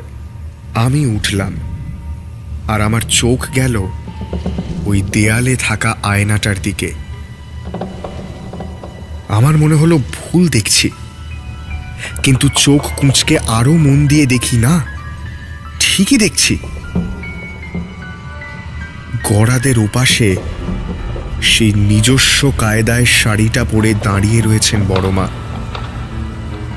মুখে সেই পরিচিত হাসি, চশমাটা সেই একইভাবে পরা। বড়মা আমাদের হাতছানি দিয়ে ডাকছেন ডাকছেন। হাসিটা চওড়া হচ্ছে তার মুখে, আর আমার মনে হচ্ছে হৃৎপিণ্ডটা ছিটকে বেরিয়ে আসবে। আমি কোনোভাবে হাত বাড়িয়ে আমার দিদিকে ডাকলাম। দিদি তৎক্ষণাৎ উঠে বসল এবং আমার দৃষ্টি অনুসরণ করে তারও চোখ চলে গেল রান্নাঘরের জানলার দিকে। আমি আবার দেখলাম দিদিকে দেখে বড়মার মুখের হাসিটা আরো চওড়া হচ্ছে, আর আমাদের মনে লাফিয়ে লাফিয়ে বাড়ছে ভয়। বড়মাকে মিস হয়তো আমরা দুজনেই করেছি, কিন্তু ততক্ষণে বুঝে গিয়েছি এভাবে তাকে ফিরে পেতে আমরা চাইনি। আমি দেখলাম বড়মা এবার আমাদের দিকে হাত বাড়িয়ে ডাকছেন। এবার আর পারলাম না, আমরা দুজনেই সজোরে চিৎকার করে উঠি। সেই চিৎকার শুনে সকলে দৌড়ে আসে এবং দেখে যে আমি খাটের ওপর বসে পাথরের মূর্তির মতো ওই জানলার দিকে তাকিয়ে বসে রয়েছি, আর আমার দিদি প্রায় অজ্ঞান। সেই রাতে কোনো রকমে চোখে মুখে জল দিয়ে আমাদের স্বাভাবিক করা হয়। ওই ঘরে আর আমাদের দুজনকে থাকতে দেওয়া হয়নি। আমরা আমাদের মায়ের পাশেই ঘুমোই। কিন্তু পরে আমার মা আর মামি বলেছিলেন আমরা ঘুমোতাম ঠিকই, কিন্তু স্থির হয়ে ঘুমোতে পারতাম না। হয়তো একটা চাপা আতঙ্কে ভুগতাম, আর আমাদের শরীর ঘুমের মধ্যেই থরথর করে কাঁপত। কি করে হতো জানি না, মানে এমনও হয়েছে যে মা ঘুমের মধ্যে আমাদের জড়িয়ে ধরে জিজ্ঞেস করছেন কি হয়েছে কি হয়েছে। ওই সময়টা বড় কঠিন ছিল। অনেকে হয়তো বলবেন চোখের ভুল, কিন্তু বড়মাকে শুধু আমি তো দেখিনি, আমার সাথে দিদিও স্পষ্ট দেখেছিল। আজ আমরা দুজনেই সেটেলড, চাকরি জীবন নিয়ে ব্যস্ত, কিন্তু আজও ওই দিনটার কথা আমাদের দুজনেরই মনে আছে। প্রতি পুজোয় মামাবাড়ি যাওয়া এখন আর হয় না, কিন্তু সেই কথাটা আমরা দুজনে আলোচনা করি প্রতি অষ্টমীতে। আসলে ওই ঘটনার পরপরই মামাবাড়িতে মেরামতির কাজ শুরু হয়। ওই রান্নাঘর আর ওই ছোট ঘর দুটোই ভেঙে পাল্টে ফেলা হয়। আমরাও বুঝি কাউকে মিস করা এক ব্যাপার, কিন্তু এভাবে কাউকে ফিরে পাওয়াটা সবসময় সুখকর হয় না। আমরা অনেক সময় অনেক কিছুই চেয়ে বসি, ভবিষ্যতের কথা চিন্তা না করি, কিন্তু সেই চাওয়াটা সত্যি হয়ে গেলে অসুবিধে আমাদেরই বাড়ে। এই ঘটনাটা সে কথারই প্রমাণ। শুনেই কেমন একটা লাগছে জানেন। শুধু ভাবছি এই ঘটনার মধ্যে পড়ে দুটি অল্প বয়সী মেয়ের কি অবস্থাই না হয়েছিল। ট্রুথ অর স্কেয়ারের ব্যাখ্যা নানাভাবেই করা যায়, কিন্তু এই যে চলে যাওয়া একজন ফিরে এলে ভয়েরই সৃষ্টি বেশি হয়, এই ট্রুথ হয়তো একমাত্র স্কেয়ার দ্বারাই বোঝা সম্ভব। ফিরব পরের এপিসোড নিয়ে খুব শিগগিরই।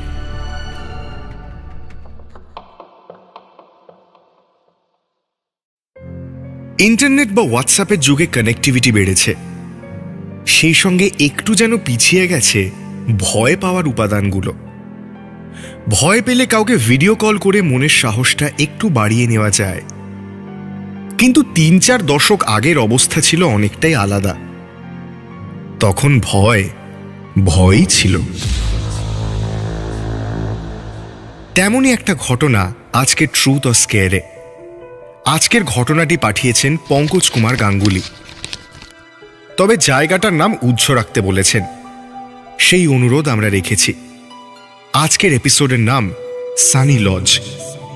বাকি ঘটনাটা তাঁর জবানিতেই। শুরু হচ্ছে ট্রুথ অর স্কেয়ার। ট্রেনটা এত লেট করে পৌঁছবে ভাবিনি। এত রাতে কোথাও জায়গা না পেলে হয়তো ফাঁকা রাস্তায় কাটাতে হবে, অন্যথায় স্টেশনে।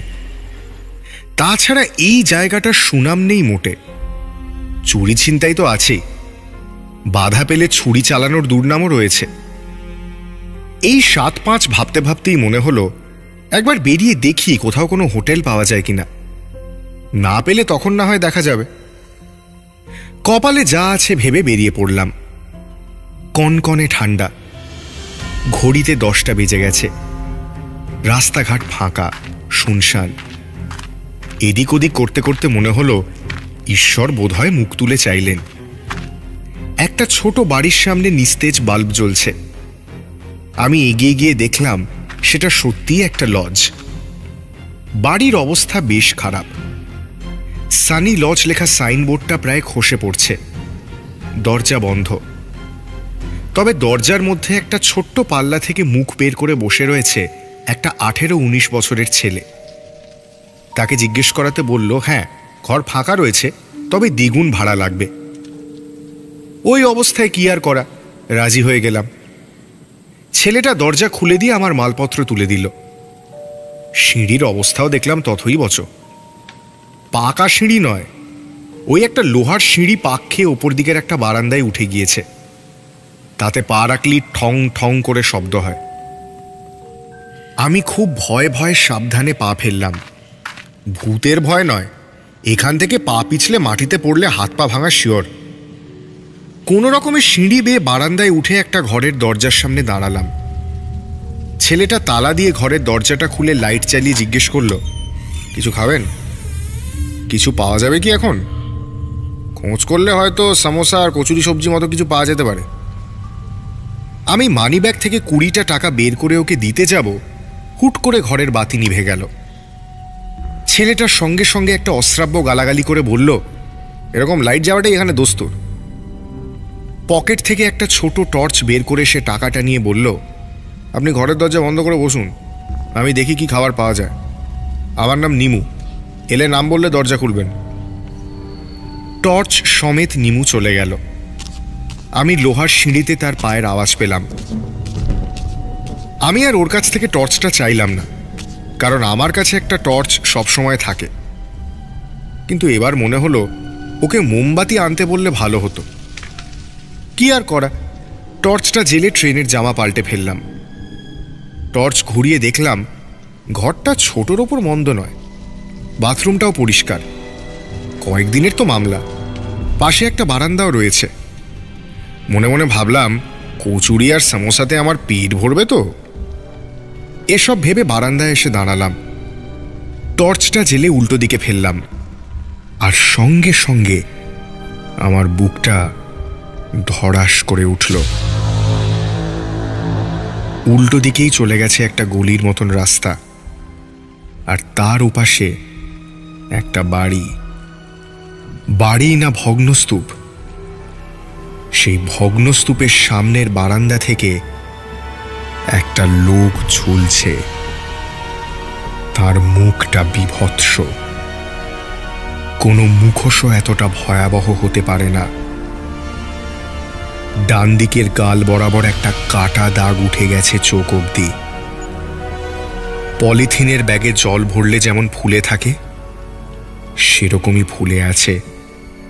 দাঁতগুলো ছোড়ার ফলার মতো বেরিয়ে ওপরের ঠোঁট ঢেকে দিয়েছে। চোখে মণি পুরো সাদা অংশটায় ঢাকা। আমি এতটা ভয় পেয়ে গেছি যে বুদ্ধি শুদ্ধি লোক পেয়ে গেছে। লোকটা ওই পাশের বারান্দার রেলিং ধরে দোল খাচ্ছে। সেও বোধহয় আমাকে প্রথমটায় দেখেনি। চোখাচোখি হতেই দেখি সে আমার দিকে একটা বিশ্রী হাসি হেসে জিজ্ঞেস করছে, সামোসা হবে, কচুরিও হবে, আনবো তোমার ঘরে আনবো। কি গো, খাবে? নিয়ে আসি তবে। মানুষের মনে একটা আলাদা ইনস্টিংক্ট থাকে, তাকে ভাষায় প্রকাশ করা যায় না। সেই ইনস্টিংক্টই আমায় বলল, সরে এসো, না হলে বাঁচবে না। সেই উপস্থিতি, তাকে মানুষ বলতে পারবো না, তখনও আমায় একই প্রশ্ন করে যাচ্ছে, কি গো, আনবো? আমি টর্চ নিভিয়ে দরজাটা বন্ধ করে ঘরে ঢুকে এলাম। দরজায় পিঠ দিয়ে দাঁড়িয়ে ওই কনকনে ঠান্ডার মধ্যেও আমি কাঁপছি। কি দেখলাম এটা? আমি যা খাবার বলেছি সে তো সেই খাবারের কথাই বলছে। সে কি আড়ি পেতেছিল? কি দেখলাম আমি? ভয়ের সঙ্গে এই প্রশ্নটাও তখন আমার মনের মধ্যে ছটফট করছে। কি মনে হয় ঈশ্বরের নাম করে বারান্দার দরজা খুলে আমি বারান্দায় এসে দাঁড়ালাম। টর্চটা রাস্তার উল্টো দিকে ফেলে চেঁচিয়ে উঠলাম, কে রে? কোথায়? আয় দেখি, আয় দেখি, তুই কে? আয়! কিন্তু উল্টো প্রান্তের বারান্দার রেলিং, উল্টো দিকের সব কিছু ভোঁভা, কেউ কোথাও নেই। এবার আরেকটা শব্দ পেলাম, লোহার সিঁড়িতে পায়ের শব্দ। সে কি আমায় খাবার দিতে আসছে? যা বলেছে সেটাই দিতে আসছে। আমি সর্বশক্তি এক করলাম, হাতের টর্চটা বাগিয়ে ধরলাম। অস্ত্র হিসেবে এই লোহার টর্চের জুড়ি নেই। কারোর মাথায় বসালে তার কপালে দুঃখ আছে। যেই আসুক তাকে শিক্ষা দিয়ে তবে মরব। শব্দটা আমার ঘরের দরজার প্রায় কাছে চলে এসেছে। আমিও দরজায় কাঁধ দিয়ে দাঁড়িয়ে আছি, টর্চটা আমার হাতে। এমন সময় পায়ের আওয়াজ আমার ঘরের সামনে এসে দাঁড়ালো। শুনলাম আওয়াজটা বলছে, বাবু আমি নিমু, বাবু খাবার এনেছি, দরজা খুলুন, আমি নিমু। প্রথমটাই বিশ্বাস হচ্ছিল না। সে আরেকবার ডাক দেওয়াতে আমি দরজাটা খুললাম।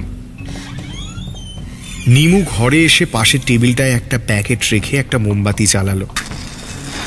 বলল, বেকার বেকার অন্ধকারে খাবেন কেন? কচুরি আর জিলিপি পেলাম, গরম গরম খেয়ে নিন।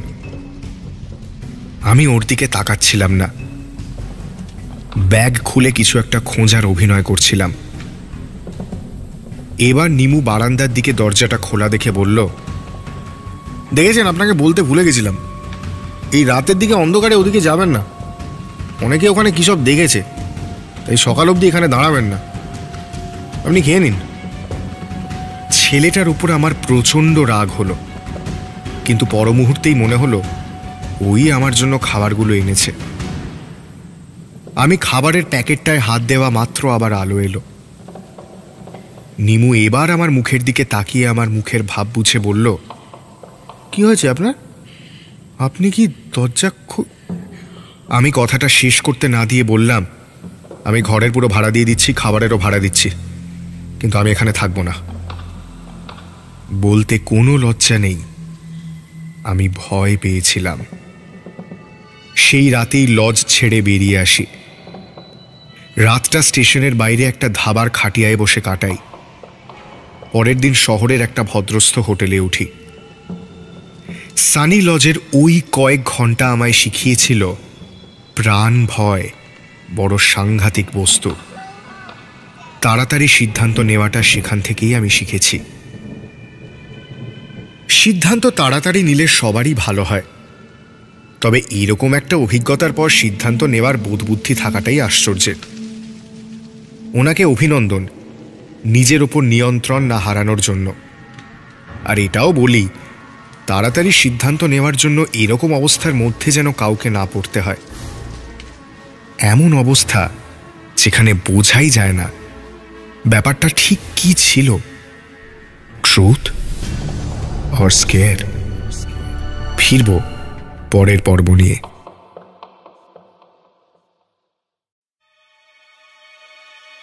একা থাকলে মনটা একটু দুর্বল ফিল করতে পারে। দলে একাধিক মানুষ থাকলে ভয়টা ভাগ করে নেওয়া যায়, ফলে ভয়ের প্রভাবটা দুর্বল হয়ে যায়। কিন্তু যদি অনেকেই একই জিনিস শোনেন তখন সত্যি আর ভয়ের সীমানা মিশে যায়। Truth becomes scare. আজ ট্রুথ অর স্কেয়ারে এরকমই একটা গল্পটি অশোকনগর থেকে পাঠিয়েছেন আদিত্য। আজকের এপিসোডের নাম সেই ডাক। বাকি এক্সপিরিয়েন্স আদিত্যর জবানিতেই। আমাদের বন্ধুদের গ্রুপটা ভীষণ স্ট্রং। কাজের খাতিরে এখন এদিক ওদিক ছড়িয়ে ছিটিয়ে গেলেও স্কুল কলেজে আমরা পরস্পরের ভীষণ ঘনিষ্ঠ ছিলাম।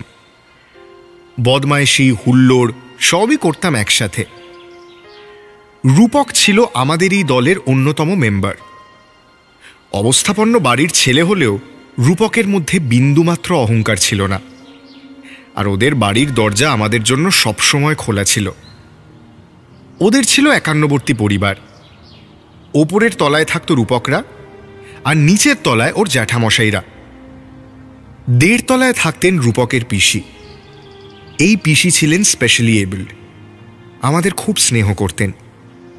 আমরা গেলে একবার পিসির সাথে দেখা করতামই। ওর কাছে গেলেই হাতে বিস্কিট বা লজেন্স গুঁজে দিতেন, গল্প করতেন। সেটাই ছিল আমাদের বাড়তি অ্যাট্রাকশন। আমাদের দৌড়াতে বাড়ির সবাই তিতিবিরক্ত হলেও এই পিসি সেসব দুশ্চিপনা করতে আমাদের এনকারেজ করতেন। কিছুটা জড়ানো কণ্ঠেই আমাদের বলতেন, যে যা বলুক তোরা যা ইচ্ছে কর, আমি তো আর কোনোদিন এসব করতে পারিনি, তোরাই কর। পিসির আরেকটা বৈশিষ্ট্য ছিল, তিনি খেতে খুব ভালোবাসতেন। ঘরের মধ্যে একটা দড়ি লাগানো ঘণ্টা ছিল, সেটা টেনে ওই জড়ানো গলাতেই ডাক দিতেন, দিদিরা আমাকে খেতে দে, খুব খিদে পেয়েছে, দিদিরা আমায় খেতে দেবে। দিদি মানে রূপকের মা কিংবা জেঠিমা। আমরা মাঝে মাঝে পিসির গলার নকলও করেছি, তাতে পিসি রেগে না গিয়ে বরং মজাই পেতেন। ওই জড়ানো গলাতেই বলতেন, তোরা আছিস তো, তোরাই দেখে দে, আমি আর ডাকবো না। মাঝে মাঝে রূপকের মুখে শুনতাম পিসির এই খেতেদের চক্করে মাঝে মধ্যে বাড়ির অনেকে বিরক্ত হতেন। রূপক বলতো, এই ধর রুটি ঘুগনি খেয়েছেন, তারপরে এই ঘন্টা টেনে বলছেন আমায় এবার একটু চিঁড়ে ভাজা খেতে দে। বলতো এরকম করলে শরীর খারাপ হবে না? পিসি বুঝতে পারেন না বেশি খেলে শরীর খারাপ হবে। ওর হেলথ যে খুব ভালো অবস্থায় আছে তা তো নয়। এরপর বেশ কিছু বছর কেটে গিয়েছে। পিসির শারীরিক অবস্থাতেও বদল এসেছে। সময়ের সঙ্গে সঙ্গে সেই হাসি খুশি ভাবটাও চলে গিয়ে বেজায় খিটখিটে হয়ে যান। বলার সঙ্গে সঙ্গে খাবার না দিলে চিৎকার চেঁচামেচি করে বাড়ি মাথায় করতেন। এসবের মাঝেই একদিন হঠাৎ অজ্ঞান হয়ে যান। হাসপাতালে নিয়ে যাওয়া হয়, কিন্তু পিসিকে বাঁচানো যায়নি। রূপকের কাছ থেকে আমরা খবরটা পাই সকালবেলায়। সঙ্গে সঙ্গে ছুটি হাসপাতালে। পিসি চলে যান দুপুরবেলা। হাসপাতাল থেকে পিসির মরদেহ বাড়ি এনে শ্মশানে যাওয়া, তারপর দাহ কাজ সারতে সারতে বিকেল হয়ে যায়। ফেরার পথে রূপক বলছিল, জানিস তো পিসি চলে গিয়ে একদিকে ভালোই হয়েছে, শেষের দিকে বড্ড ভুগছিলেন, মেজাজটাও খারাপ হয়ে যায়। যে পিসি আমায় দেখলে একগাল হাসতেন, সে আমায় দেখলেই ঘর থেকে বেরিয়ে যেতে বলতেন। আমরা কোনোদিন পিসির সাথে কোনো খারাপ ব্যবহার করিনি, কিন্তু তাও তার মনে হতো যে সবাই তাকে মেরে ফেলতে চাইছে। তাছাড়া শারীরিক অসুস্থতা তো ছিলই। এভাবে সবার বিরক্তি কুড়িয়ে কষ্টে সৃষ্টে বেঁচে থাকার চেয়ে চলে যাওয়াই ভালো। আমি তাতে বললাম, এইভাবে বলিস না ভাই, কোনো মৃত্যুই কাম্য নয়। দাহ করার সময় কাকু আর জ্যাঠামশাই কত কাঁদছিলেন দেখেছিস তো? আজ আর হোক আপনজন তো। এসব বলতে বলতেই আমরা রূপকের বাড়ি এসে পৌঁছলাম। রূপকের জ্যাঠামশাই আমাদের বলেছিলেন বাড়ি এসে কিছু একটু খেয়ে নিতে। আমরা রূপকের বাড়িতে এসে ওই 1.5 তলার ঘরে এসে বসলাম। রূপক হঠাৎ ঘরে ঢুকে হাউ হাউ করে কেঁদে ফেলল। বলল, জানিস আমার গোটা ছেলেবেলা এই ঘরে কেটেছে। আমি খেলতাম আর পিসি চোখে চোখে রাখতেন আমায়। একসময় খেতে চাইতেন বলে কত বিরক্ত হতাম, আর আজ মানুষটাই নেই। এই দড়ি লাগানো ঘন্টা ধরে আর কেউ কোনোদিন টানবে না রে। রূপককে আমরা শান্ত করতে যাচ্ছিলাম, কিন্তু ও আবার বলল, এই দড়ি ধরে আর কেউ কোনোদিন টান দিয়ে ডাকবে না। কাঁদতে কাঁদতে রূপক ওই ঘন্টাটা ধরে একটা মোক্ষম টান দিল। আর তখনই একটা ঘটনা ঘটল। এর জন্য আমরা কেউ তৈরি ছিলাম না। রূপককে নিয়ে আমরা ঘরে 5 জন ছিলাম। ঘন্টায় টান দেওয়া মাত্রই শুনলাম, আমায় খেতে দে, বড় খিদে পেয়েছে, খেতে দে। আমরা সবাই থমকে গেলাম। ভয়ের মধ্যে একটা ব্যাপার আছে। ভয় আর বিশ্বাসের মধ্যে ক্রমাগত লড়াই হয়, আর সেই লড়াইয়ে বিশ্বাসকেই জেতাতে চাই আমরা বারবার। সেই কারণেই বোধহয় রূপক আবার দড়িটা ধরে টান দিল, হয়তো এটা প্রমাণ করতে যে পুরো ব্যাপারটাই কল্পনা। কয়েক সেকেন্ড সব চুপচাপ, কিন্তু তারপরেই আবার ভেসে এলো কণ্ঠস্বর। এবার সেই কণ্ঠস্বরে যুক্ত হয়েছে বিরক্তি। প্রচুর বিরক্তি নিয়ে সেই কণ্ঠস্বর বলছে সেই জড়ানো গলায়, বাবা বলবো খেয়ে। সুস্মিত আমার হাতটা খামচে ধরল। আমি বুঝলাম ওর হাতটা বরফের মতো ঠান্ডা। রূপক সঙ্গে সঙ্গে আমাদের হাতের ইশারায় ঘরের বাইরে যেতে বলল। বেরিয়ে এসে দেখলাম রূপকের জেঠিমা সিঁড়ির ওপর দাঁড়িয়ে। বললেন, বুঝতে পারছি তোর মনের অবস্থা, কিন্তু যে যাওয়ার সে চলে গিয়েছে, এখন আর দড়ি ধরে টানলে কি হবে? মনকে শক্ত কর। আমরা চুপচাপ দাঁড়িয়ে তাকিয়ে রইলাম রূপকের জেঠিমার দিকে। কি বলবো বুঝতে পারছিলাম না। জেঠিমা আমাদের বললেন, তোরা খেয়ে যা। কিন্তু তখনও আমাদের কানে ভাসছে সেই ডাক, দিদি আমায় খেতে দে, খিদে পেয়েছে। ভূতের গল্প অনেক পড়েছি, কিন্তু এরকম অভিজ্ঞতা আমাদের প্রথম। এবং সবাই এক জায়গায় থাকার জন্য ভয়ের মাত্রাটা আরও বেড়েছিল। ওই ঘটনার পর আমরা কেউ 1.5 তলার ঘরে ঢুকিনি। পরে সেটা একটা স্টোর রুমে বদলে দেওয়া হয়। অদ্ভুত ব্যাপার, রূপক বা তার পরিবারের কেউই সেই খিদের ডাক আর কখনো শোনেনি। হয়তো চলে যাওয়ার পর আস্তে আস্তে খিদেটাও উধাও হয়ে যায়। কোনো একটি নম্বরকে আরেকটি নম্বর দিয়ে গুণ করলে সংখ্যাটা সবসময় বাড়ে। এই ঘটনাটা প্রমাণ করে যে ভয়ের ক্ষেত্রেও এই কথাটা ভীষণ সত্যি। এক জায়গায় অনেকের একই এক্সপিরিয়েন্স হলে ভয়ের চাপটা আরো বেড়ে যায়। স্কেয়ারের সাথে ট্রুথের যোগফলের রেজাল্ট হয়তো এটাই হয়, আর সেই রেজাল্ট আমাদের বোধ বুদ্ধির দিকেই চ্যালেঞ্জ ছুঁড়ে দেয়। এসব একা শুনতেই ভালো লাগে। সেই ভালো লাগা নিয়েই ট্রুথ অর স্কেয়ার ফিরবে পরের পর্ব নিয়ে। মনের ভুল বলে অনেক কিছুই কাটিয়ে দিই আমরা। এটাকে ইচ্ছাকৃত ভুল বলে চালানোই যায়। কেন? কারণ মন বিশ্বাস করতেই চায় না পরিচিত বাঁধা ধরা কিছুর বাইরে আমরা দেখেছি বা অনুভব করেছি। কিন্তু ভুলটা যদি কেউ চোখে আঙুল দিয়ে দেখিয়ে দেয়, তখন ভয়টা চেপে ধরে। প্রশ্নটা আবার মাথা তোলে, বলে, কি দেখলে, ট্রুথ অর স্কেয়ার? আজ ট্রুথ অর স্কেয়ারে রয়েছে এমনই একটি এপিসোড। আজকের এপিসোডের নাম হস্টেল রুম। বরানগর থেকে চন্দ্রিমা আমাদের এই অভিজ্ঞতাটি পাঠিয়েছেন। অভিজ্ঞতার বাকিটা তাঁর জবানিতেই। শুরু হচ্ছে ট্রুথ অর স্কেয়ার। আমাদের MBA ইনস্টিটিউট পড়াশোনা আর প্লেসমেন্টের ক্ষেত্রে ছিল 1 নম্বর। বিশাল ক্যাম্পাস আর হস্টেল নিয়ে স্টুডেন্ট লাইফও বেশ জমজমাট ছিল। তবে হস্টেলের বিভিন্ন জায়গায় নানা রকমের অদ্ভুত ঘটনার কথা শোনা যেত। সিনিয়র ব্যাচের মুখে সেসব শুনেছি। যদিও আমার মাথায় তখন পড়াশোনা করতে এসেছি, পড়াশোনা করে চলে যাব টাইপের মানসিকতা। কয়েকদিন যাওয়ার পর স্টুডেন্ট লাইফ পেয়ে বসল। আড্ডা, গল্প, পড়াশোনা সবই পুরোদমে চলতে শুরু করলো। একটা জায়গায় কিছুদিন কাটালে অনেক কিছু জানা যায়। আমিও জানতে পারলাম। এদিক ওদিক থেকে শুনলাম যে আমাদের হস্টেলে বেশ কিছু অদ্ভুতুড়ে কাণ্ড ঘটে, বিশেষত শীতকালে। কিরকম ঘটনা না, হঠাৎই ভারী ফার্নিচার টানাটানি করার শব্দ শোনা যায়। আচমকা শোনা যায় হিলওয়ালা জুতো পরে কেউ ছাদে হাঁটাহাঁটি করছে। এক এক সময় কোনো কোনো ঘরে কাতরানির শব্দও শোনা যায়, এবং বলাই বাহুল্য প্রত্যেকটি ক্ষেত্রেই কোথাও কাউকে দেখা যায় না।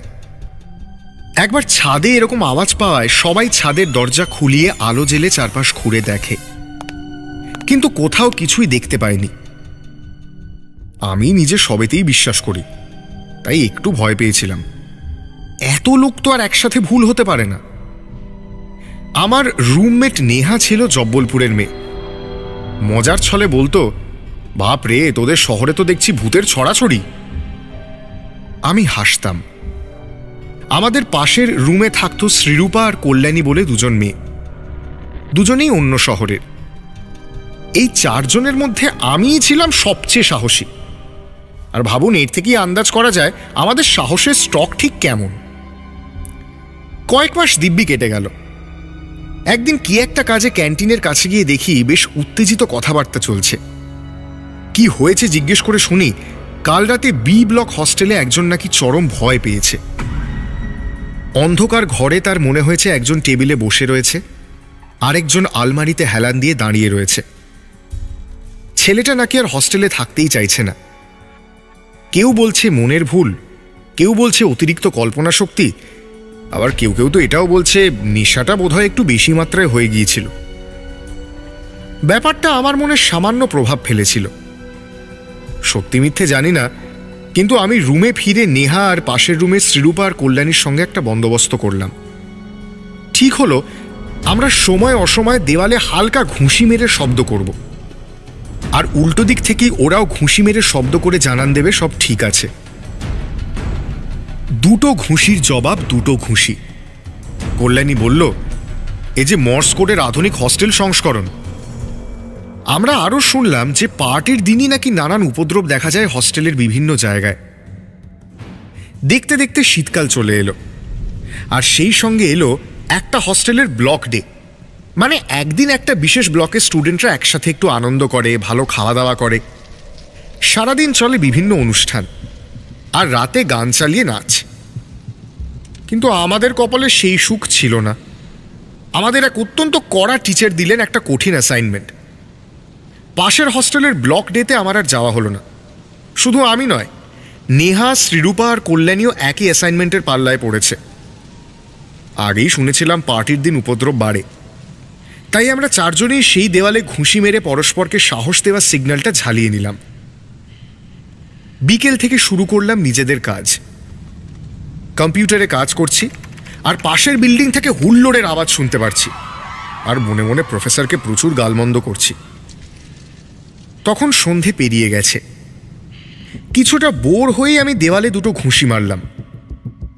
প্রথম 3-4 সেকেন্ড সব চুপচাপ, তারপর আবার 2 ঘুষি মারলাম। এবার জবাব পেলাম। 2 ঘুষির শব্দ ওপাশ থেকেও এসেছে। আমার হঠাৎ কি মনে হলো, খাটে লম্বা হয়ে শুয়ে পড়ে পা দিয়ে দুমদাম করে দেওয়ালে বেশ কয়েকটা লাথি মারলাম।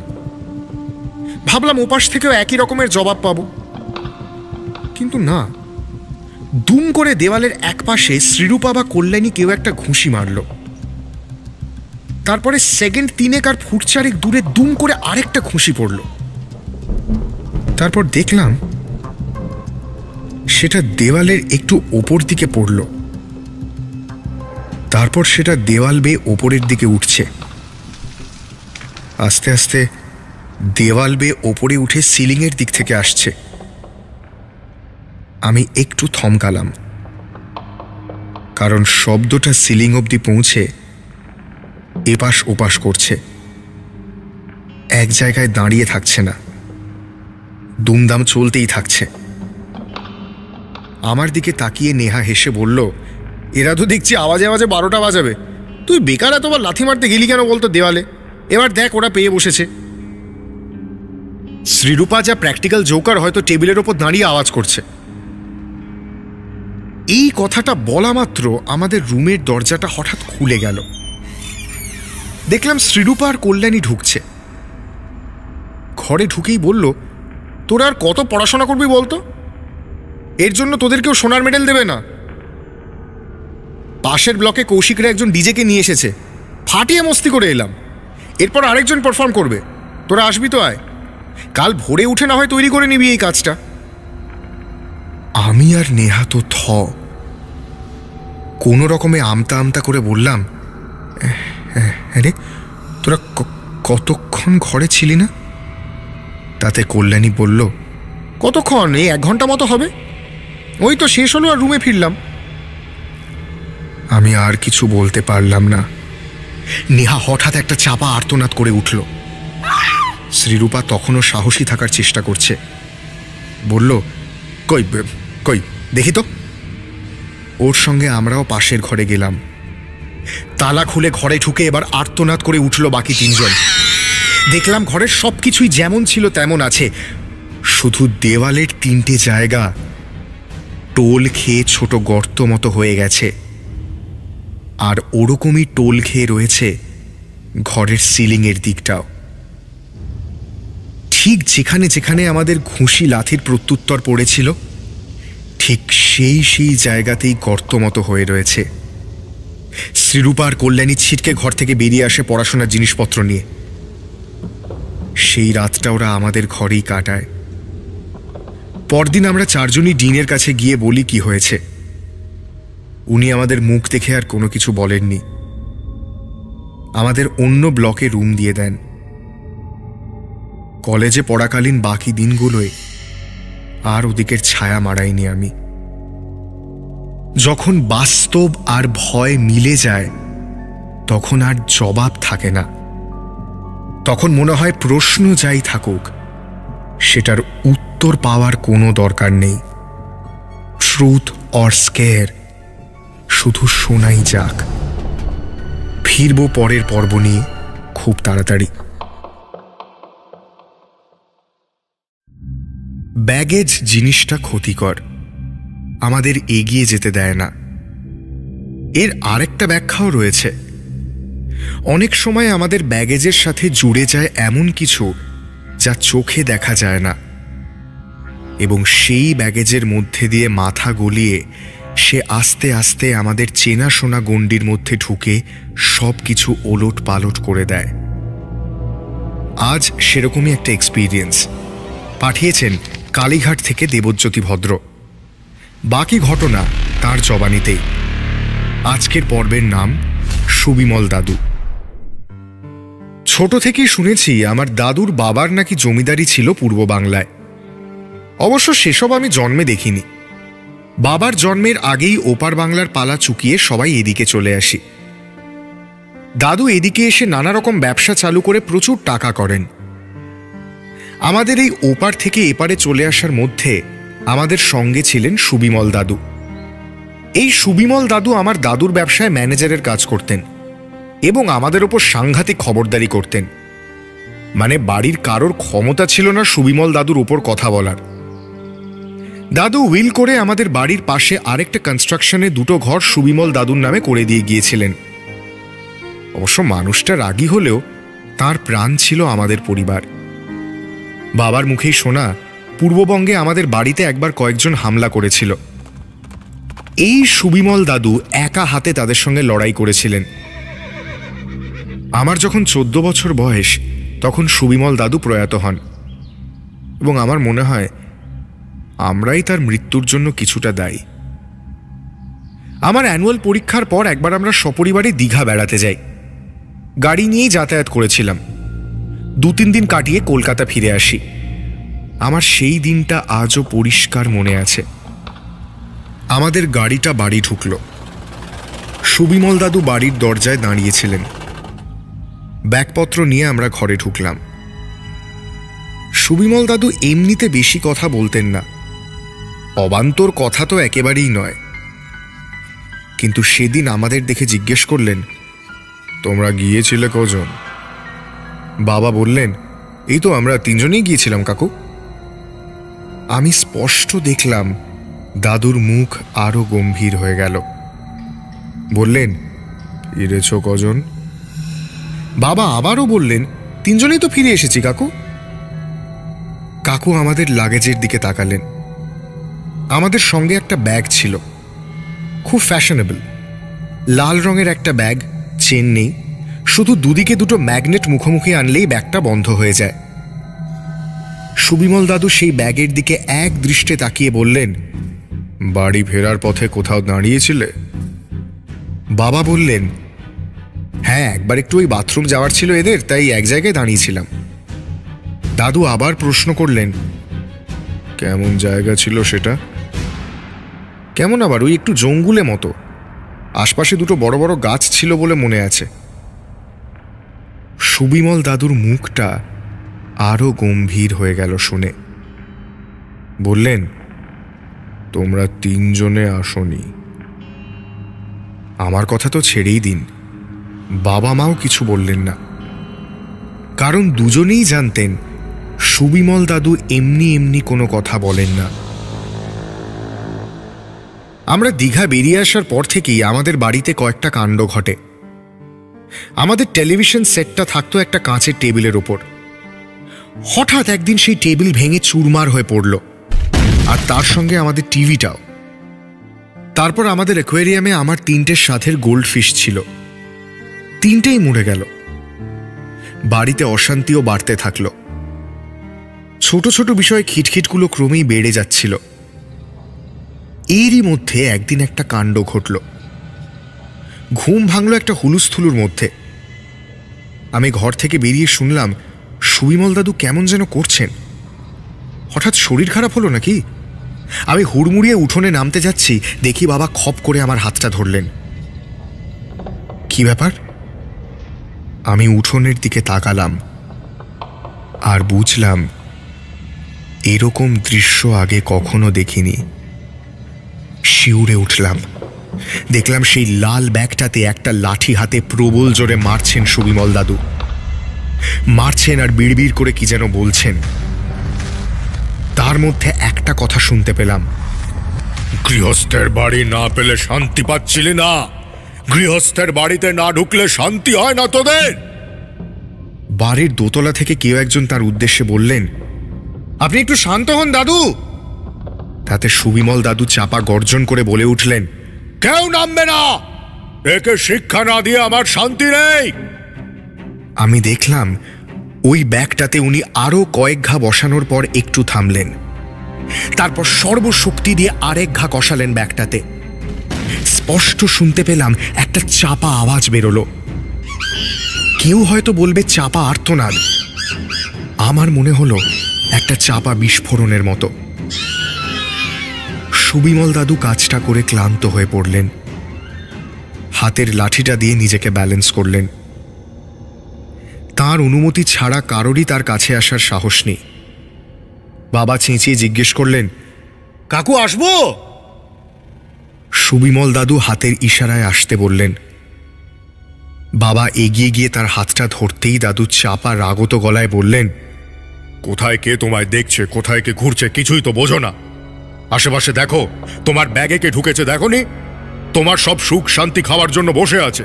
কাকে নিয়ে বাড়ি ঢুকছো, কজনে ঢুকছো তাকিয়ে দেখো।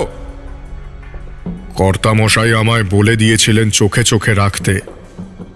অনেকে হয়তো ঘটনাটাকে ভণ্ডামি বলে উড়িয়ে দিতেন, কিন্তু অদ্ভুত ব্যাপার, এর কিছুদিন পরেই সুবিমল দাদু একটা শক্ত অসুখে পড়লেন। জ্বর, বুকে ইনফেকশন, তারপর আস্তে আস্তে মাল্টি অর্গান ফেলিয়ার। মাসখানেক পাঞ্জা লড়েও পারলেন না। সুবিমল দাদু চলে যাওয়ার সময় বাবা বলেছিলেন, লোকটা আমাদের জন্য নিজের প্রাণটা দিয়ে দিল রে। দাদু চলে যাওয়ার দিন মায়ের কান্নাটা আমার আজও মনে আছে। বলছিলেন, আমাদের রক্ষা করার আর কেউ রইলেন না, কে বাঁচাবে আমাদের? বাবা বলছিলেন, কাকু যা লোক ছিলেন তাতে তিনি চলে গেলেও কোথাও না কোথাও বসে আমাদের ওপরেই নজর রাখবেন। এই বাড়ি, এই পরিবার থেকে হয়তো দেহটা আলাদা হয়েছে, কিন্তু নজরটা হবে না। আমি প্রথমটা বুঝিনি, কিন্তু পরে যখন সুবিমল দাদুর কথাগুলো ভেবে দেখেছি, ওই তোমার ব্যাগে কে ঢুকছে, ওই কথাটা শুনলেই গা শিরশির করে ওঠে এখনো। এখন বুঝি সুবিমল দাদু জানতেন ব্যাগে কি ছিল বা কি ঢুকেছিল, কিন্তু তার স্বভাব এমনই যে কারোর ওপরেই তার আঁচটুকু আসতে দেননি, নিজেকেই উজাড় করে দেন। বাড়ির উপদ্রবগুলো কেটে গিয়েছিল, সেই জন্য আজও কোনো মুশকিলে পড়লে সুবিমল দাদুর কথা মনে পড়ে। আর আজও ভুলতে পারি না ওই লাল ব্যাগটার মধ্যে কে যেন ঢুকেছিল। সে কথা না হয় অজানাই থাক, আসলে কখন কি এসে আমাদের আঁকড়ে ধরে সেটাও আমাদের অজানা। শুধু জানি মাঝে মাঝে সত্যি আর ভয়ের সীমানাগুলো মিশে এক হয়ে যায়, আর তখনই মাথা তোলে সেই প্রশ্নটা, ট্রুথ অর স্কেয়ার? ফিরবে পরের পর্ব নিয়ে।